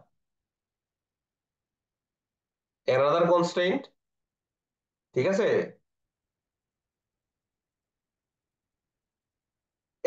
এছাড়াও হতে পারে কি, কোম্পানি যদি লিকুইডিটি হয়ে যায়, যে আপনি বুঝতেছেন যে কোম্পানি লিকুইডেশনে চলে যাবে, এটাও কি আপনার ওয়ান সর্ট অফ কনস্ট্রেইন্ট, যেটার কারণে আপনার কি ডিভিডেন্ড পলিসি আপনার ইম্প্যাক্ট করতে পারে।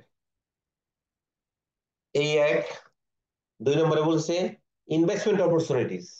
আমি অলরেডি বলেছি যে আপনার যদি একটা ইনভেস্টমেন্ট অপরচুনিটি থাকে, ধরুন 500 কোটি টাকা, যে এক্সাম্পলটা দিয়েছিলাম, 500 কোটি টাকা ইনকাম হয়েছে, এ থেকে 300 কোটি টাকা কি আপনি রিটার্নিংস থেকে সরায় ফেলবেন অথবা কারেন্টের ইনকাম থেকে সরায় ফেলবেন। তার মানে দেখেন আপনার এই ইনভেস্টমেন্ট অপরচুনিটি কিন্তু আপনার ডিভিডেন্ড পলিসি কিন্তু ইম্প্যাক্ট করলো। আপনি রেসিডুয়াল ডিভিডেন্ড পলিসি নিতে কিন্তু বাধ্য হলেন।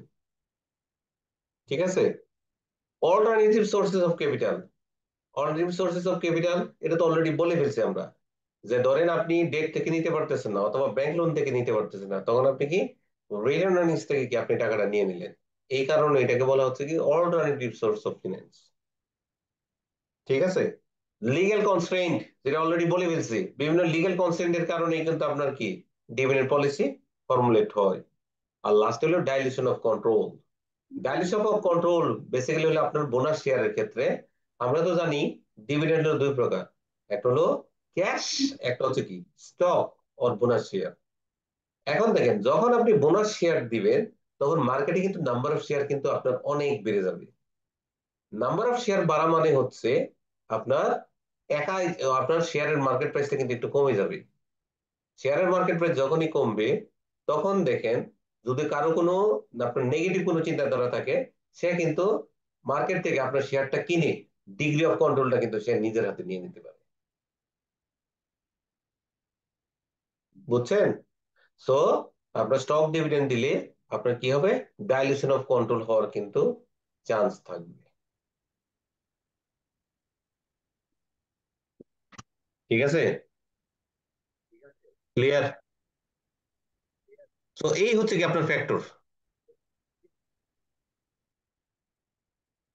এখন আসেন effect of dividend policy on the farm value. Last year এটা আসছে আপনাদের এই কোশ্চেনটা, লাস্ট ইয়ার না এর আগের বছরে, যাই হোক আমি দেখলাম আপনাদের কোশ্চেন এটা আছে, যে আপনার দেখি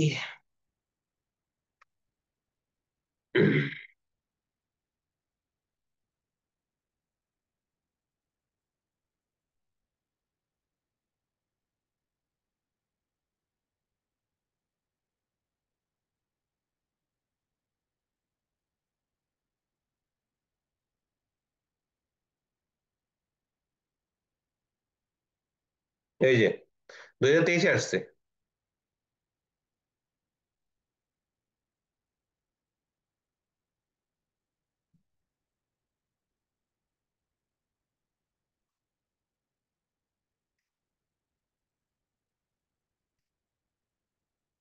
2023 আসছে।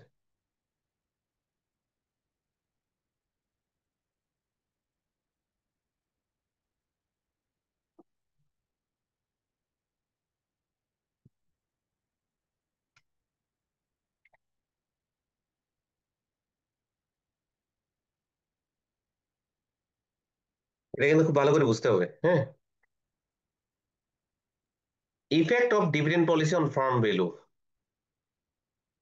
মানে ডিভিডেন্ড পলিসি কি ফার্মের ভ্যালুর উপর ইম্প্যাক্ট করে নাকি করে না? মানে ভ্যালু অফ দ্য ফার্ম আমরা ক্যালকুলেশন করব, এখন ভ্যালু অফ দ্য ফার্মের উপর কি ডিভিডেন্ড পলিসি কোনো ইম্প্যাক্ট আছে নাকি নাই, বলেন।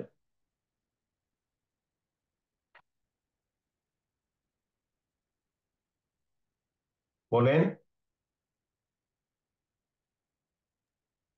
আছে স্যার।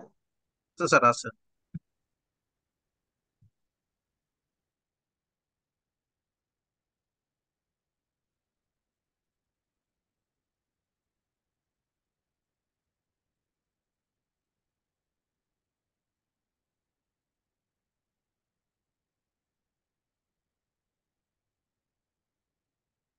সাহেব কি বলেছিল?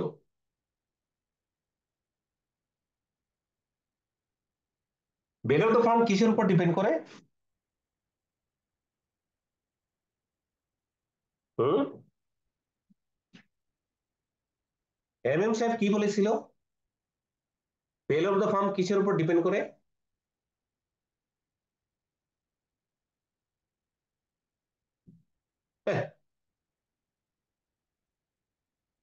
ট্যাক্স শিল্ড, মনে আছে কিনা? আপনাদের জি স্যার, ট্যাক্সি। ট্যাক্স শিল্ড কি বলছিল? ট্যাক্স শিল্ড কোন company value of the farm বেশি আসবে?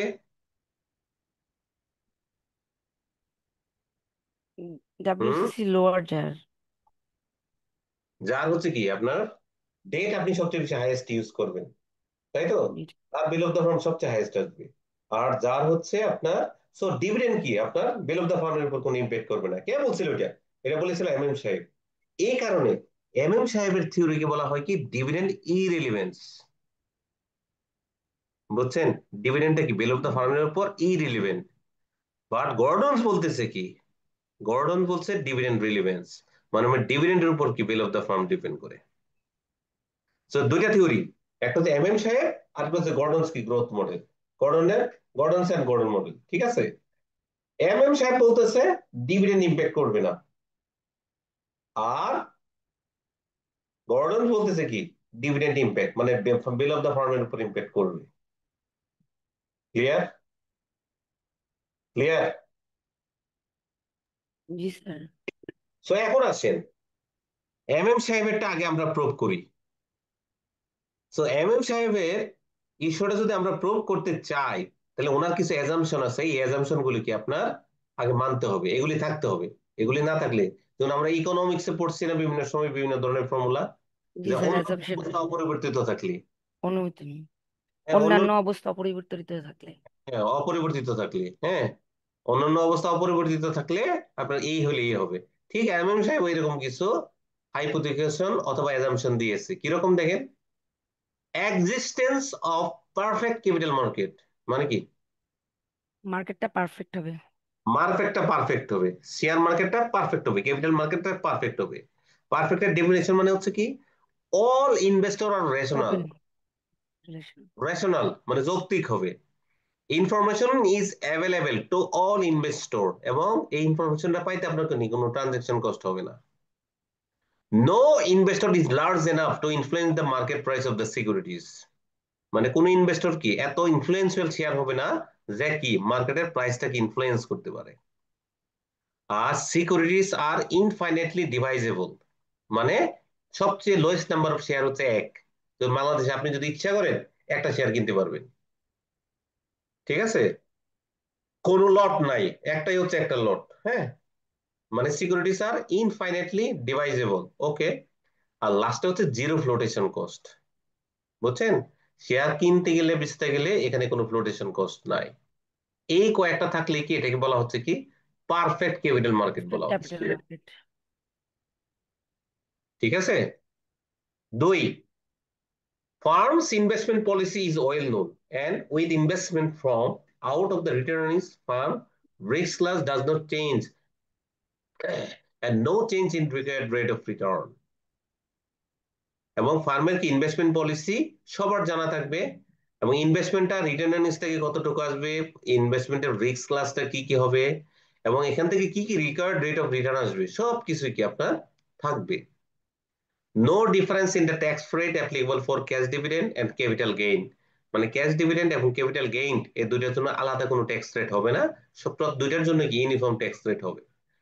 Perfect certainty of future dividend and prices, এবং কি আপনার ফিউচারে যে আপনি ডিভিডেন্ড পাবেন, ডিভিডেন্ড দিবে এবং প্রাইস যে ভালো থাকবে, এটার একটা গ্যারান্টিও কিন্তু কি আপনার এখান থেকে পেতে হবে।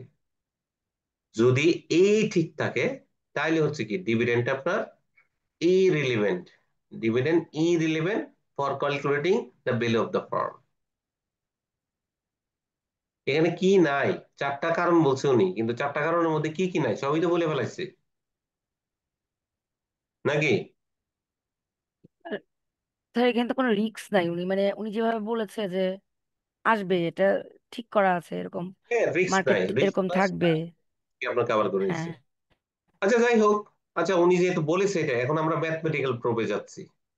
আচ্ছা উনি যে বলেছে এটা, আমরা ম্যাথমেটিক্যাল প্রুফ দেখবো এখন। পি নট ইকুয়াল টু কি? P naught, P naught equal to কি? Current price. P naught equal to কি?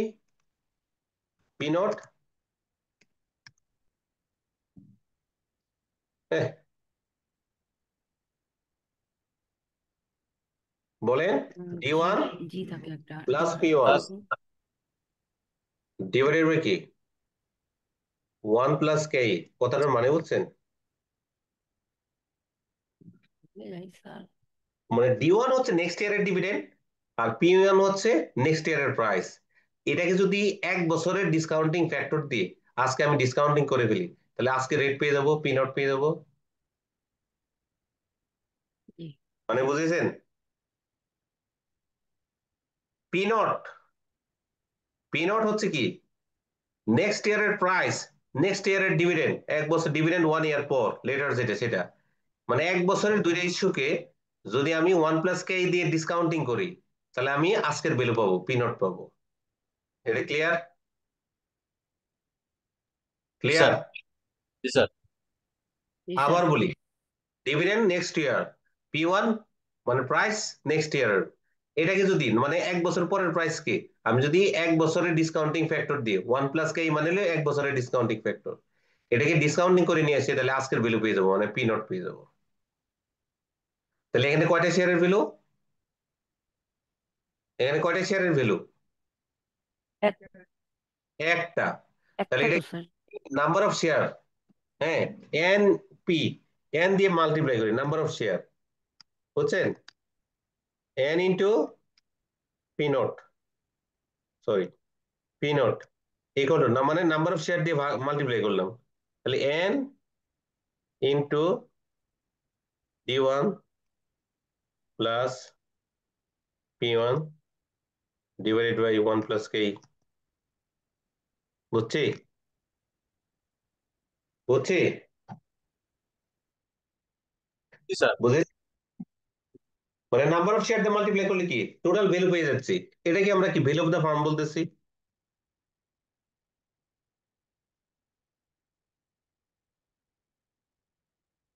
ক্লিয়ার? জি স্যার। এতটুকু যদি বুঝেন তাহলে পুরোটাই বুঝে গেছেন। ঠিক আছে, ওকে। সো আমাদের ফর্মুলা আসলো কি এটা, এটা আমাদের বের হলো, মানে N value of the farm equal to N P one plus N D one plus হচ্ছে কি আপনার MP1।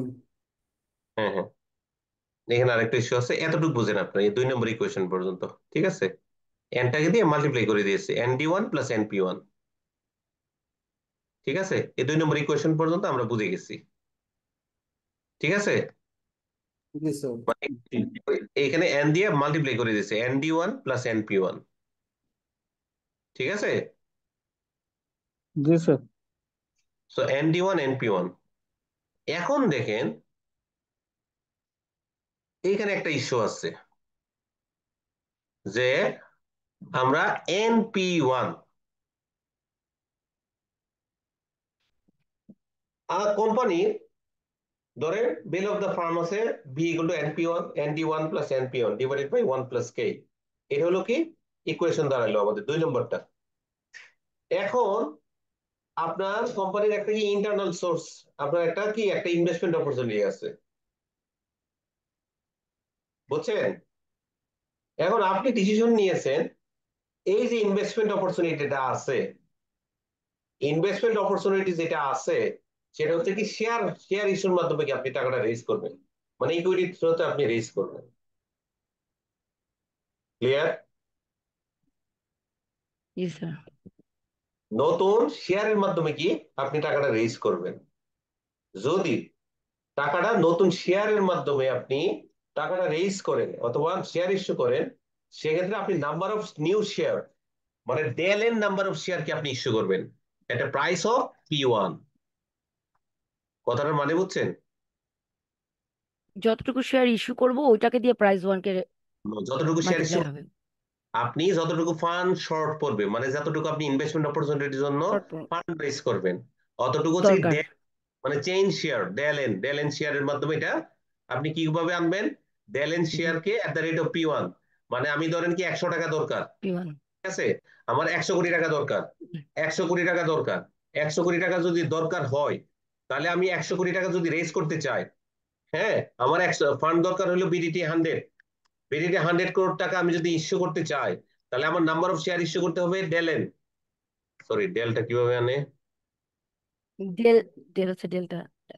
ডেলটা মানে চেঞ্জটা, হ্যাঁ, ডেলেন, জি ওই স্যার। ডেলেন কে আমরা P1 প্রাইস দিয়ে মাল্টিপ্লাই করে নিয়ে আসবো। মানে আমি শেয়ার ইস্যু করবো P1 প্রাইস, মানে 1 বছর পরে যে প্রাইসটা আসবে সেটা দিয়ে মাল্টিপ্লাই করে আমি 100 কোটি টাকা রেজ করবো। ঠিক আছে? ক্লিয়ার আমি কি বলেছি? এখন না, টাকাটা নিব কিন্তু এটা পরবর্তী বছরে দিয়ে দিয়ে। আচ্ছা এখানে দেখেন আমি যদি এরকম করি অর দেখেন এই ইকুয়েশনটা যেটা আছে B equal two NP0 equal to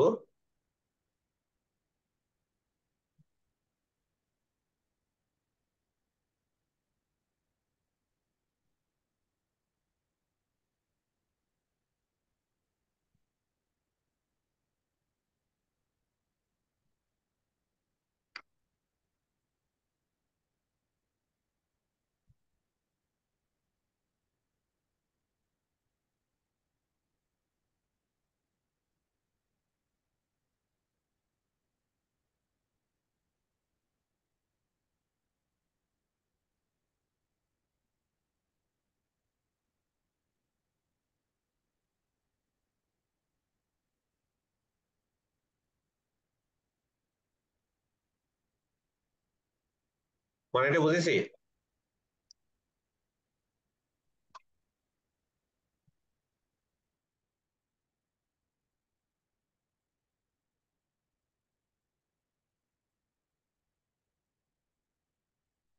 same জিনিসই তো থাকে। হ্যাঁ সেম জিনিসই থাকে, এখানে ডেল এন পি ওয়ান যদি মাইনাস করে দেন একটা প্লাস আছে, ক্যান্সেল। সো আপনি জাস্ট হলে কি সেম জিনিসই কিন্তু থাকবে, কিন্তু ঠিক আছে এখানে কিন্তু সেম জিনিসই কিন্তু থাকবে।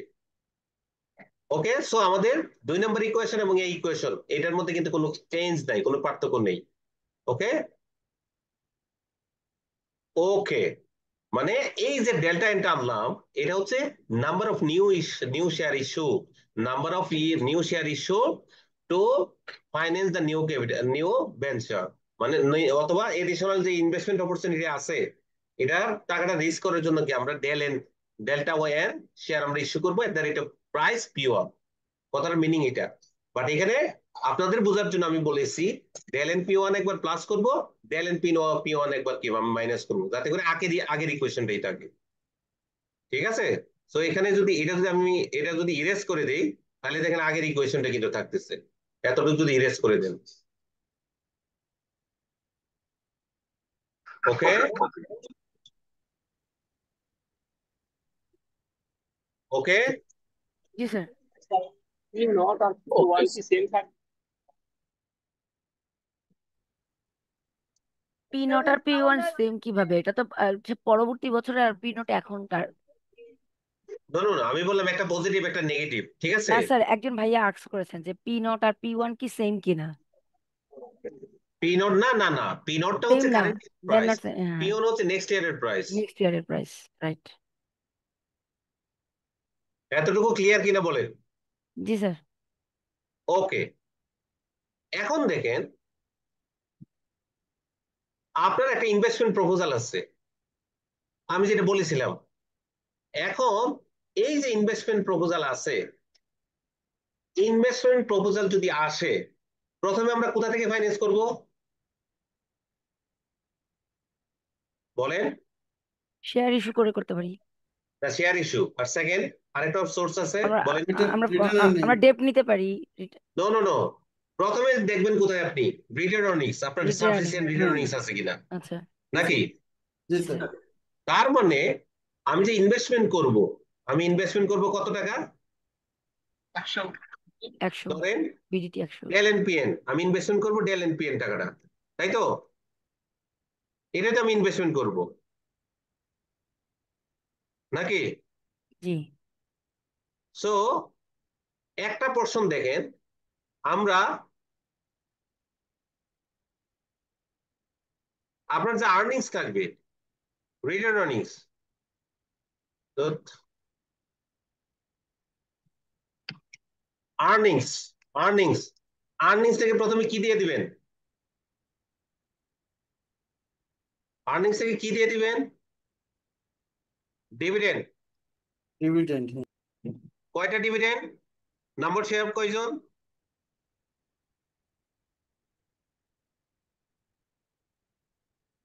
কতটুকু ডিভিডেন্ড দিবেন? নাম্বার অফ শেয়ার যা আছে তাই, ND1, ঠিক আছে? আর্নিংস থেকে ডিভিডেন্ড দিয়ে দিলাম, এই ফান্ডটুকু আমরা কি করব? রিটার্নিংস থেকে নিব, মানে আর্নিংস থেকে ডিভিডেন্ড দেওয়ার পর। তাহলে আপনার ইনভেস্টমেন্ট যা দরকার হবে, দেখেন এইটা থেকে আমি একটা পোর্শন আনবো ডিভিডেন্ড থেকে, রিটার্নিংস থেকে। রিটার্নিংস থেকে আমি কতটুকু আনবো? এই যে এতটুকু, এটা আসবে রিটার্নিংস থেকে। ক্লিয়ার?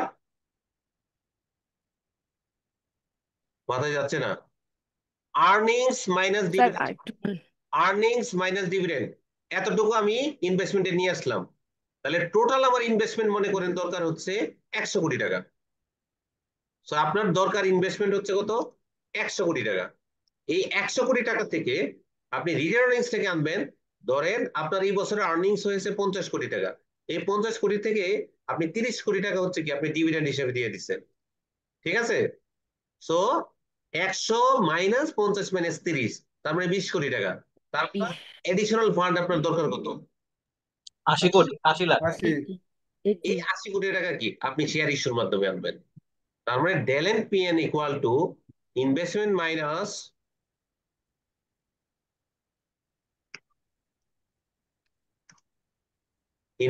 মাইনাস আর্নিংস থেকে ডিভিডেন্ডটা বাদ দেওয়ার পর যা থাকবে সেটা, তার মানে 80 কোটি টাকা হচ্ছে কি আমার ডেল এন্ড পিএন এর ভ্যালু।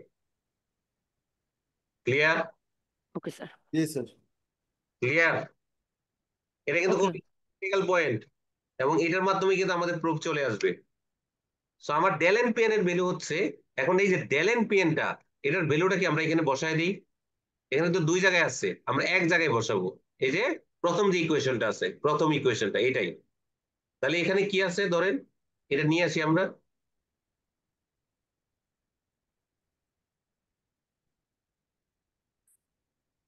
এই ডেল এন্ড পিএন এর ভ্যালু এখানে বসাই, হ্যাঁ? এটা হলো ইকুয়েশন, এই ডেল এন্ড পিএন এর ভ্যালু এটা এখানে একটা ব্র্যাকেট দিই আমরা, তাই না? ব্র্যাকেট দিয়ে আমরা ডেল এন্ড পিএন এর মান হচ্ছে এতটুকু, এই যে এটার পরিবর্তে আমরা ওইটা বসাই দিব। আর এটা হচ্ছে আপনার কি থার্ড ব্র্যাকেট। ক্লিয়ার এটা? জি স্যার। জি স্যার। और भी ইকুয়াল টু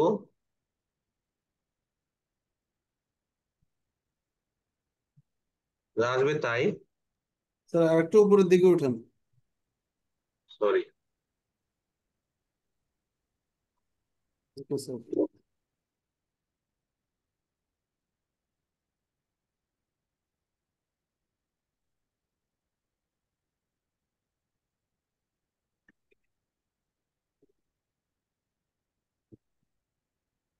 মাইনাস দিয়ে মাল্টিপ্লাই করে দেন, হ্যাঁ, মাইনাস দিয়ে এটা মাইনাস হয়ে যাবে,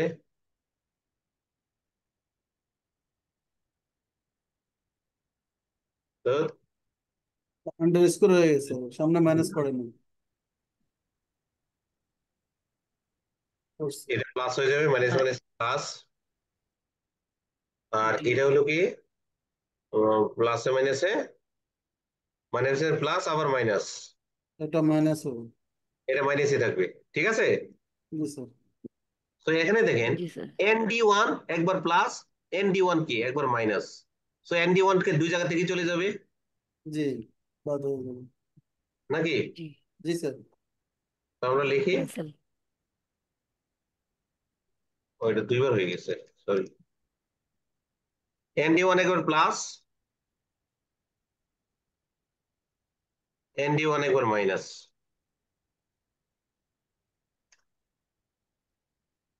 তো এখানে দেখেন তো এই কোশ্চেনের মধ্যে আর কোনো ডিভিডেন্ড আছে, ডিভিডেন্ডের কোনো অস্তিত্ব আছে? নাই। তার মানে কি বেল অফ দ্য ফার্ম কিসের উপর না, ডিপেন্ড করে? Cost of equity. Earning per share. No, মানে ডিভিডেন্ডের উপর ডিপেন্ড করে না, এটা হলো আনসার। ডিভিডেন্ড দেখেন D1 কিন্তু নাই, জি চলে গেল। নাই। আমার ক্লাস শুরু হচ্ছে, পরে আমার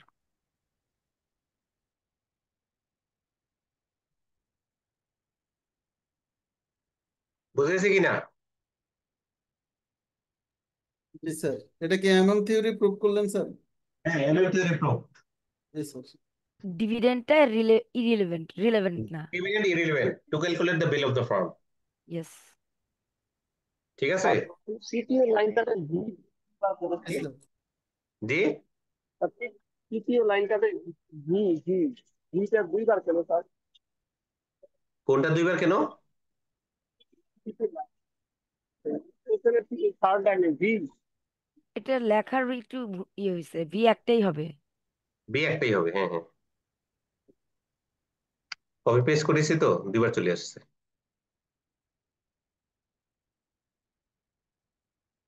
ক্লিয়ার? জি স্যার। তাহলে এই পর্যন্ত দেখেন, এই যে আমরা ইয়া করেছি, হ্যাঁ, পুরোটাই কিন্তু আমাদের কিন্তু প্রমাণ হয়ে গেছে, যেহেতু ডিভিডেন্ডের কোনো অস্তিত্ব নাই, সো বেল অফ দ্য ফার্মের উপর ডিভিডেন্ড পলিসির কোনো ইম্প্যাক্ট নাই, এটা আমি ফেলে দিই।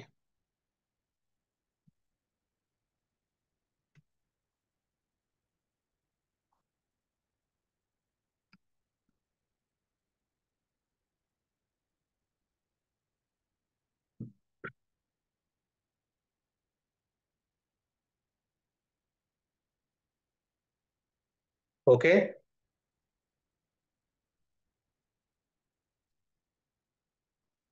ক্রিটিসিজম, উনি অনেকগুলি কি প্যারামিটার ধরেছিল, তাই না? মনে আছে? জি স্যার। অ্যাজাম্পশন। প্রথমে বলেছিল পারফেক্ট মার্কেট থাকতে হবে, বাট মার্কেটটা কি পারফেক্ট মার্কেট না, পারফেক্ট মার্কেট ইমপারফেক্ট আছে, তাই না? সবসময় আপনি কি পারফেক্ট মার্কেট পাবেন না। ট্যাক্স ইফেক্ট অথবা ট্যাক্স প্রিফারেন্স থিওরি, উনি বলেছিল যে ডিভিডেন্ড এবং এফেক্ট কি করে না।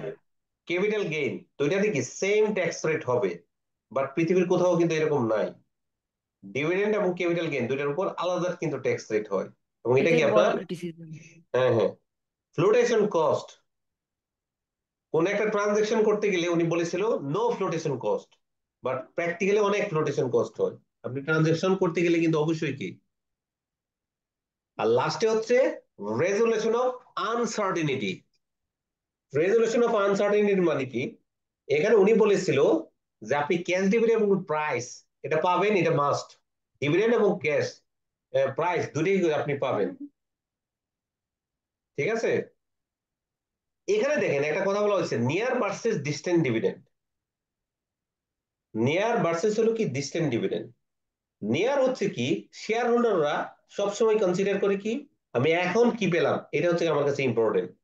1 বছর পরে কোম্পানি আমাকে এত টাকা দিবে অথবা এত টাকা আমি ডিভিডেন্ড পাবো, এটার কোনো সার্টেনিটি নাই। এই কারণে শেয়ার হোল্ডাররা কি সবসময় birds in hand theory, birds in hand theory এটাতে বিশ্বাস করে। কখনো তারা ডিস্টেন্ট ডিভিডেন্ডকে কিন্তু পছন্দ করে না।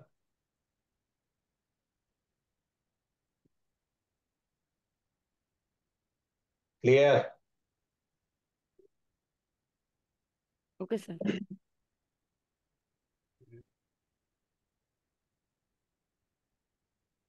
সবাই বুঝলে ভালো।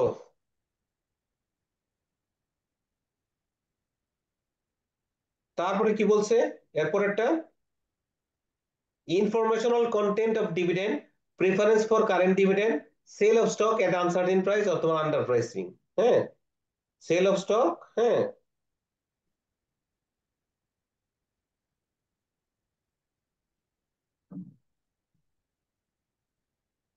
স্যার এগুলো কি থিওরি কোশ্চেন টাইপে আসবে?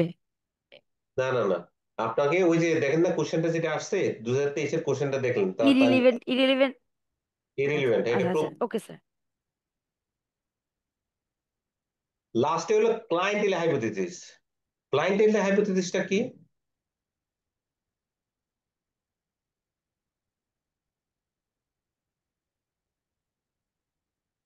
এক একজনের এক একজনের প্রেফারেন্স কিন্তু এক এক রকম থাকে নাকি? শেয়ার হোল্ডার যারা আছে, আছে কিনা, এক একজনের দেখা প্রেফারেন্স এক যাচ্ছে এক তো। রকম থাকে। জি স্যার। ক্লায়েন্টেল হাইপোথিসিস কেউ দেখেন কোন একটা ইনভেস্টর গ্রুপ আপনার ধরেন কোম্পানির ফাইন্যান্সিয়াল পলিসিটা আপনার ভালো লাগতে পারে, লাইক ডিভিডেন্ড পলিসি ভালো লাগতে পারে। আবার কেউ ডেট লেভেলসটা বলতে পারে ভালো। আবার কেউ মনে করেন কি আপনার ওই বিভিন্ন ধরনের ইনফ্লুয়েন্স কাস্টমার আছে না, ইন্টারেস্টেড গ্রুপ। এখন এই এই সমস্ত গ্রুপ দেখা যায় কি সবসময় কি মার্কেটে কিন্তু থাকবেই। কে আর ওইটা ভালো, কারো ওইটা ভালো, কেউ একটা, কে বলতেছে এ ভালো, কে বলতেছে বি পলিসি ভালো, কে বলতেছে সি পলিসি ভালো। এরকম ভাবে কিন্তু বিভিন্ন ধরনের কিন্তু হাইপোথিসিস কিন্তু থাকবে। এখন এই ক্লায়েন্টেল ইফেক্টের কারণে অনেক সময় দেখেন আপনার ইনভেস্টররা দেখা যায় কি তাদের প্রেফারেন্সটা কিন্তু একটু ভেরি করবে। কেউ ডিভিডেন্ড ইনকাম পছন্দ করতেছে, কেউ হচ্ছে কি আপনার, কেউ হচ্ছে আপনার ক্যাপিটাল গেইন ভালো বলতেছে। সো এরকম ক্লায়েন্টেল হাইপোথিসিস এক একজনের এক এক রকম কিন্তু থাকবে। সো এইগুলো কিন্তু আপনার কিন্তু কনসিডার করবে। সবাই একই ধরনের থিওরি পছন্দ করবে এটা কিন্তু না। বুঝতে পেরেছেন? সো এই হচ্ছে কি এটা তার ক্রিটিসিজম। আমরা কি এটা বুঝেছি, ভালো বুঝেছি, ভালো বুঝেছি আমরা। জি স্যার। স্যার জি স্যার, এটাতে ইরিলেভেন্টটা প্রমাণ করাটা আসল। হ্যাঁ, ইরেলেভেন্ট আমরা এখন প্রমাণ করেছি। আমাদের এখন শুধু আরেকটা বাকি আছে, যেটা রিলেভেন্ট, সেটা আমরা এখনো প্রমাণ করি নাই। সো আমরা এখন ওইটাই ঢুকি। এরপরে কি আজকে ক্লাস শেষ, আপনাদের ছুটি। আর্গুমেন্টস ফর ডিভিডেন্ড পলিসি, তার মানে কি? আর্গুমেন্টস ফর মানে হচ্ছে dividend policy bill of the ফার্মের উপর ইম্প্যাক্ট করে নাকি? জি স্যার। ইনভেস্টরস আর রিস্ক এভার্স, কথাটা মানে বুঝছেন? তারা কি রাইট। পছন্দ করে না, তারা রিস্ক কি পছন্দ করে না। যখন সার্টেন ইনকাম দেখবে তখন আপনাকে প্রিমিয়াম দিবে, আর যখন আনসার্টেন রিটার্ন দেখবে তখন কি আপনাকে পেনালাইজ করবে। কথার মানে কি?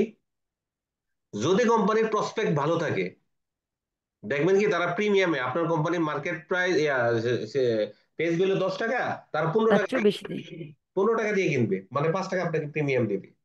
আবার দেখবেন আপনার কোম্পানির কোনো প্রসপেক্ট নাই, ভালো না, ফাইন্যান্সিয়াল মডেল ভালো না, তখন আপনাকে কি 10 টাকার শেয়ার 8 টাকায় কেউ কিনবে না। এই কথাটাই বলা হয়েছে যে ইনভেস্টররা হলো রিস্ক সেভার্স। রিস্ক সেভার্স থাকার কারণে যখনই তারা সার্টেন রিটার্ন পাবে তখন তারা রিস্ক প্রিমিয়াম দিবে, তখন তারা প্রিমিয়ামে শেয়ার কিনবে। আর যখন তারা আনসার্টেন রিটার্ন দেখবে তখন তারা কি আপনাকে প্যানালাইজ করবে। প্যানালাইজড। প্যানালাইজড মানে ডিসকাউন্টে শেয়ার কিনবে। ঠিক আছে? Yes sir.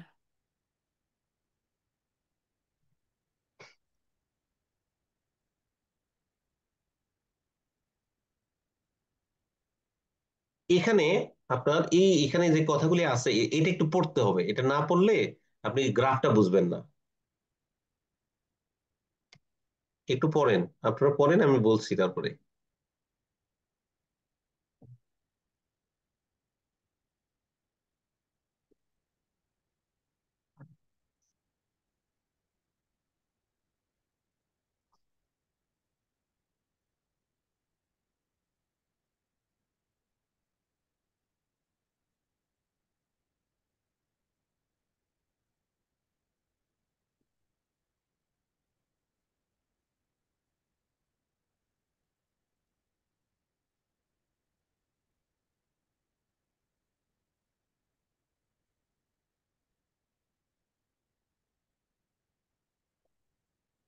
কথার মানে বুঝছি? কি বলছে, কি বলেছে? গ্রাফটা দেখেন, আপনার টোটাল যে আর্নিংস থাকবে তার একটা পোর্শন কি আপনি রেখে দিবেন, আর একটা পোর্শন কি ডিভিডেন্ড হিসেবে দিয়ে দিবেন, নাকি? ডিসকাউন্ট আর একটা হচ্ছে রিটেনশন ডিসকাউন্ট না, রেট। আপনি ডিসকাউন্টের কথা যাবেন না, আর্নিংস আর্নিংসটা। স্যার যা ইনকাম হলো, ইনকামের একটা পোর্শন আপনি রেখে দিবেন, আর ইনকামের একটা পোর্শন কি আপনি দিয়ে দেবেন। এবং দিয়ে মধ্যে দেবো।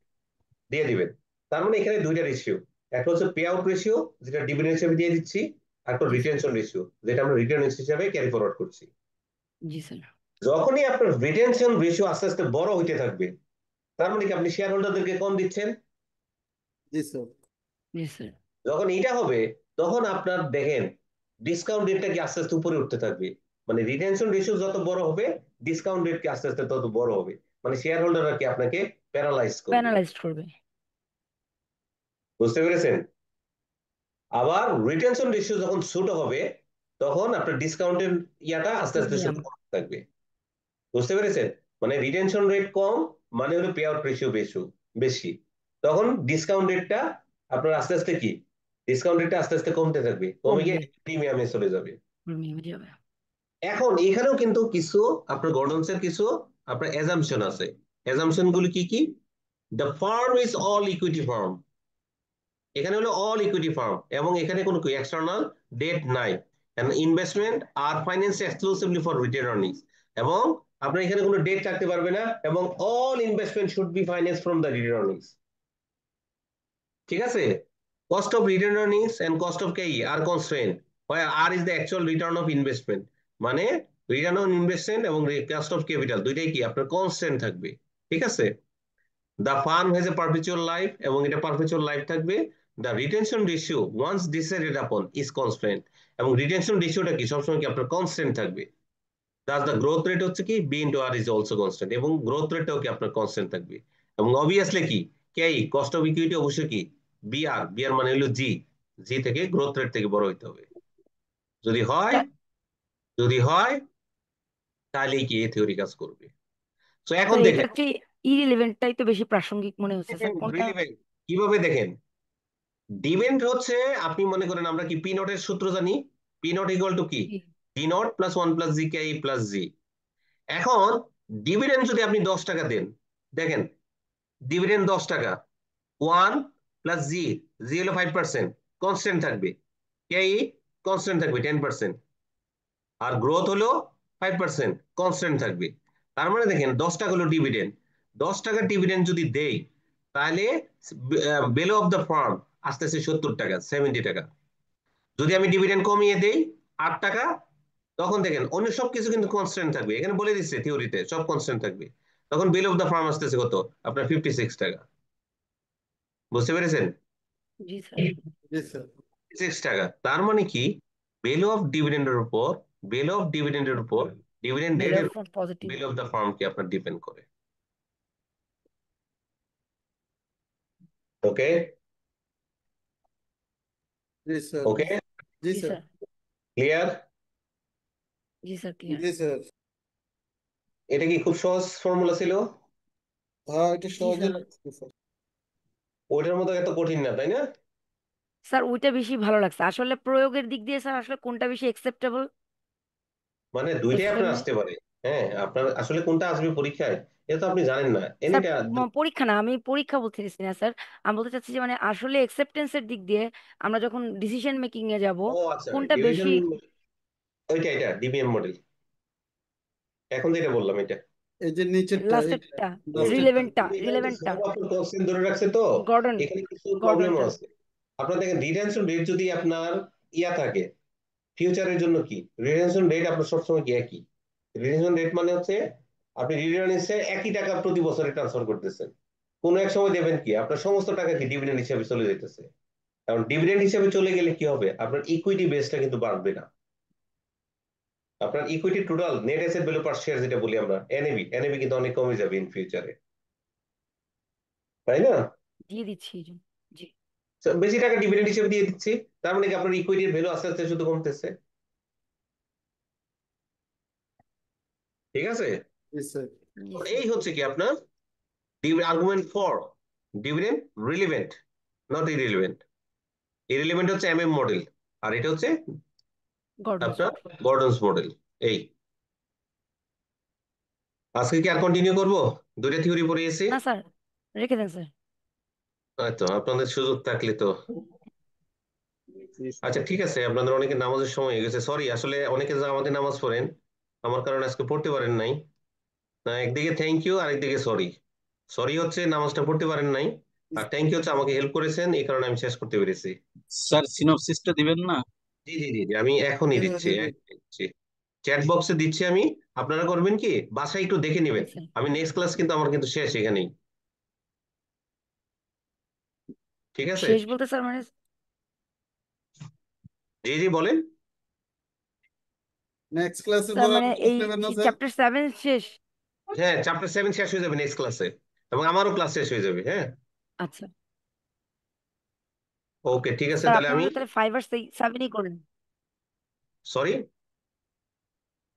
5 আর 7ই স্যার আপনি আমাদের করালেন 5 আর 7 5 কেন, ক্যাপিটাল 4 স্ট্রাকচার 5 সিক্স 6 করেছে স্যার। 4 5 6 ও 7 7। করতে তো স্যার 5 6 7 সরি হ্যাঁ হ্যাঁ 5 6 7। যদি আপনাদের আরো রিকোয়ারমেন্ট থাকে নো প্রবলেম। যদি আপনাদের আরো কোনো চ্যাপ্টার যদি রিকোয়ারমেন্ট থাকে আপনারা বলতে পারেন, নো প্রবলেম। হ্যাঁ, আমি দেখাই দিব, একদিনে দেখবেন যে আমি সব শেষ করে দিচ্ছি।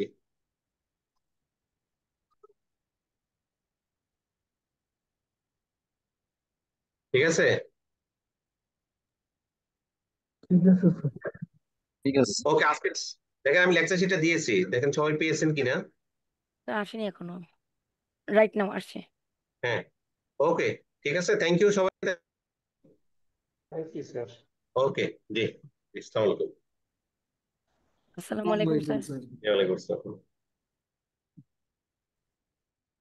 আসসালামু আলাইকুম।